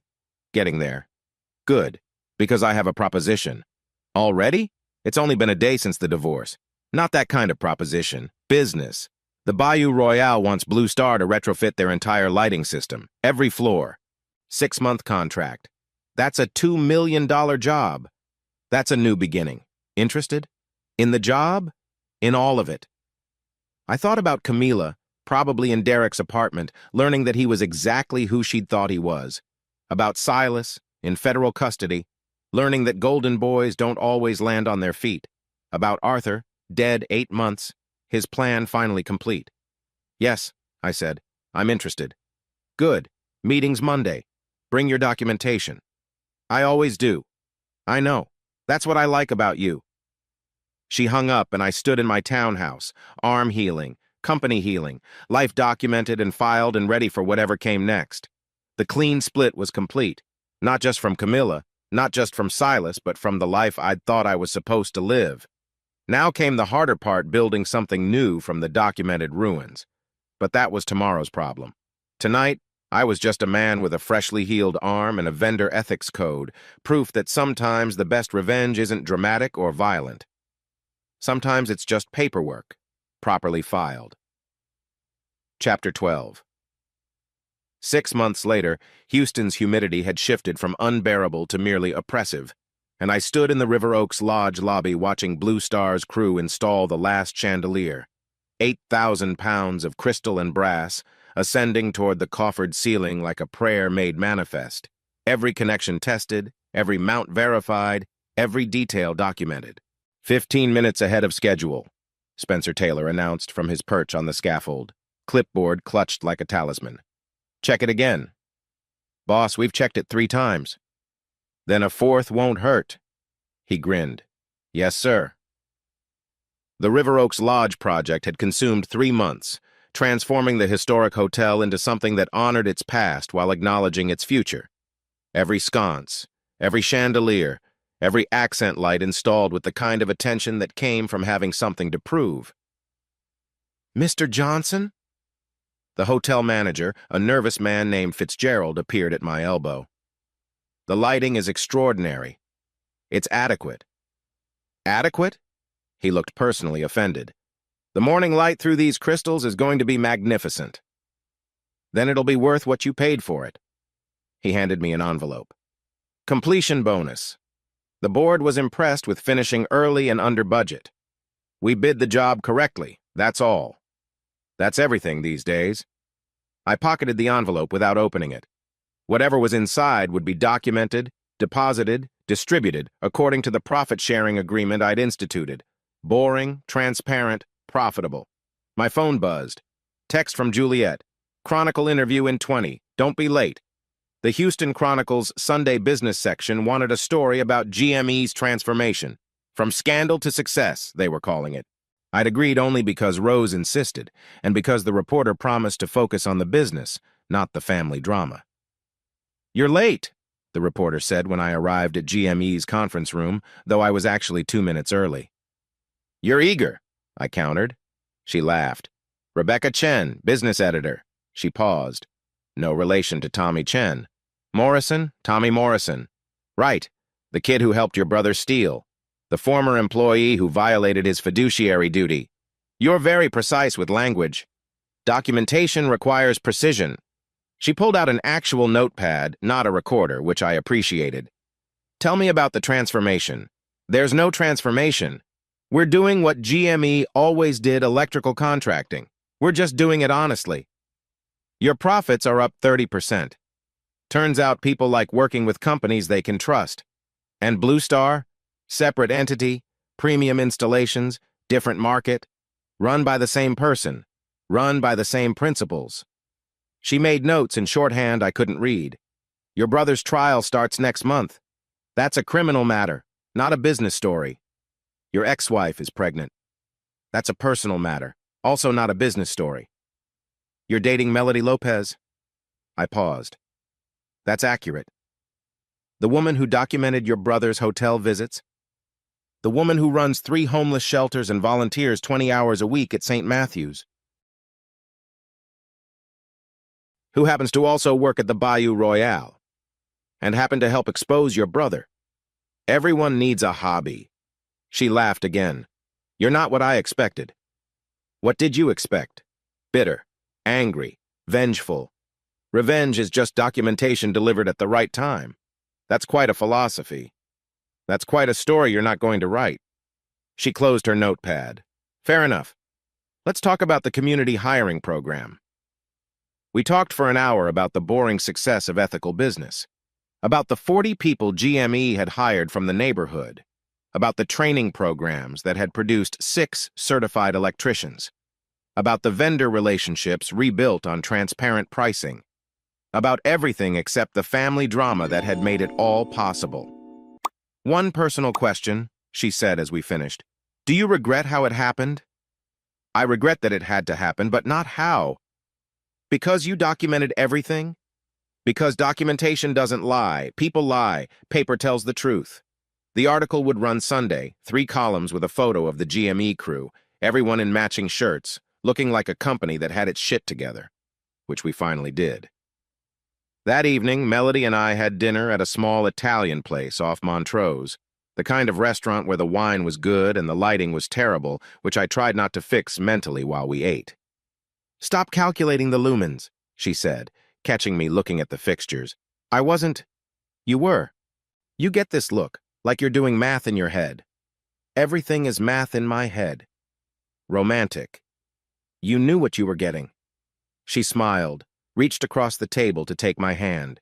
6 months of dinners like this, slow and careful, building something on ground that had been thoroughly tested for stability. "Silas called me," she said.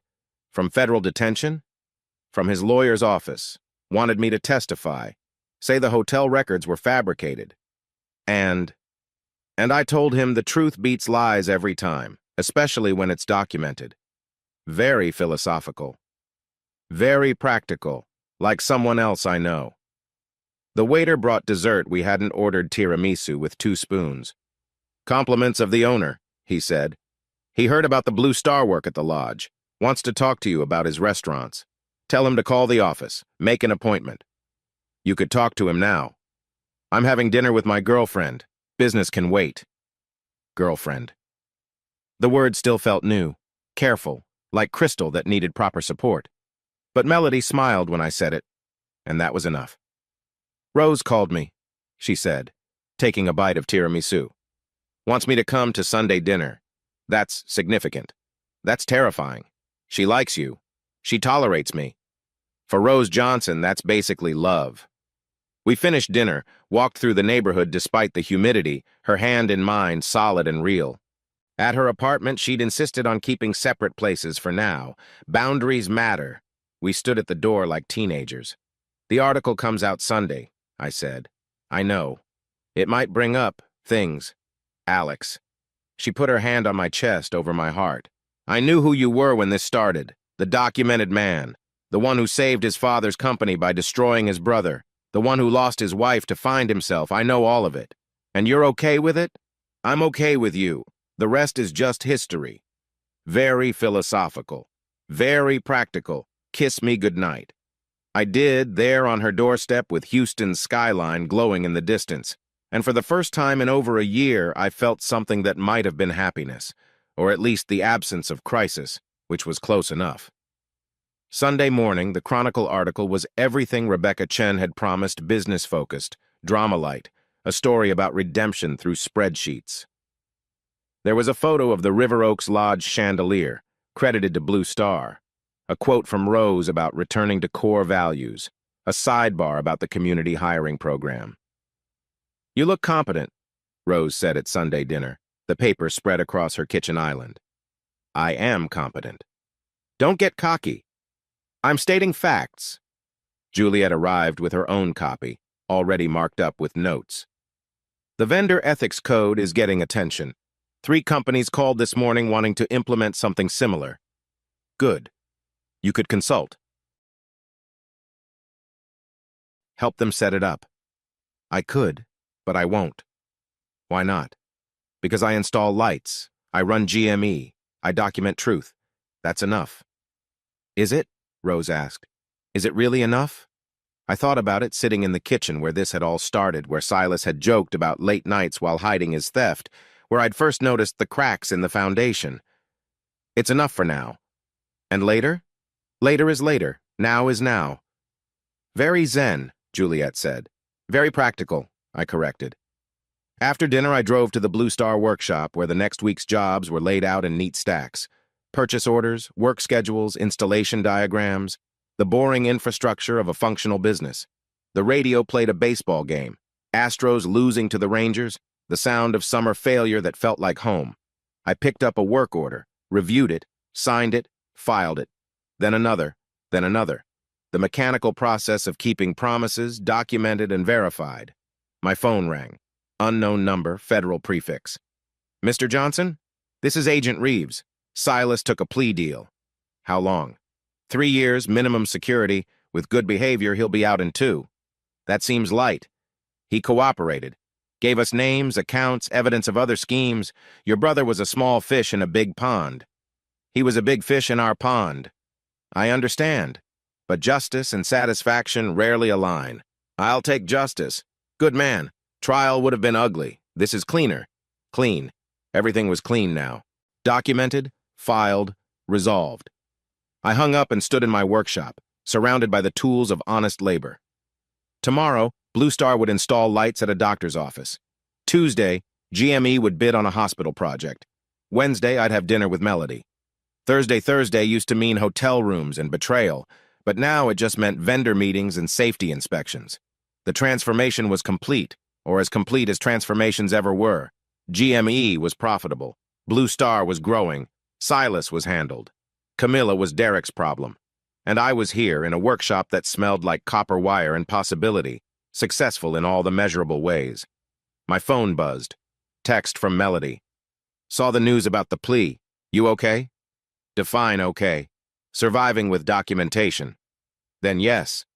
Good. See you tomorrow. Tomorrow.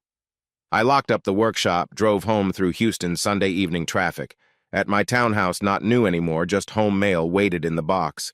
Bills, advertisements, a wedding invitation from someone I'd known in another life, and an envelope with no return address, postmarked from Louisiana. Inside, a single sheet of paper. Silas's handwriting, "You won. Take care of them. S." No apology, no explanation, just acknowledgement and a request. I filed it with the rest of the documentation in a box labeled Family Historical. Tomorrow I'd take care of GME, of Blue Star, of the people who depended on me. Not because Silas asked, but because that's what you did. You showed up. You did the work. You documented the truth. The Astros lost in the ninth inning, a collapse that felt familiar but no longer personal.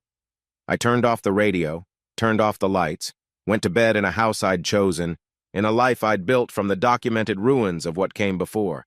Somewhere, Silas was learning to live with consequences. Somewhere, Camila was learning that Derek was exactly who she'd thought he was. Somewhere, Arthur's ghost was either proud or sad or both. But here, in Houston, in a townhouse off Montrose, I was learning something simpler, that the best revenge really was a life well lived, especially when that life was properly documented, appropriately filed, and built on the boring foundation of truth. The light through my bedroom window was wrong, too yellow, too harsh, wrong angle for the space. Tomorrow I'd fix it. Or maybe I wouldn't. Maybe some things were better left imperfect, proof that even documented men could learn to live with a little chaos. But probably I'd fix it. After all, I was Alexander Johnson. I installed lights, I ran companies, I documented truth. And finally, that was enough. Epilogue. 2 years later, the champagne was warm, the church hall was too bright, and someone had hung the banner crooked, but none of that mattered. Blue Star Illumination's 5th anniversary party was packed with employees, clients, and the family we'd built from the documented ruins of the one we'd been born into. "Speech!" someone called out, probably Spencer, definitely drunk. I stood, tapping the microphone that squealed with feedback. "I'm not good at speeches."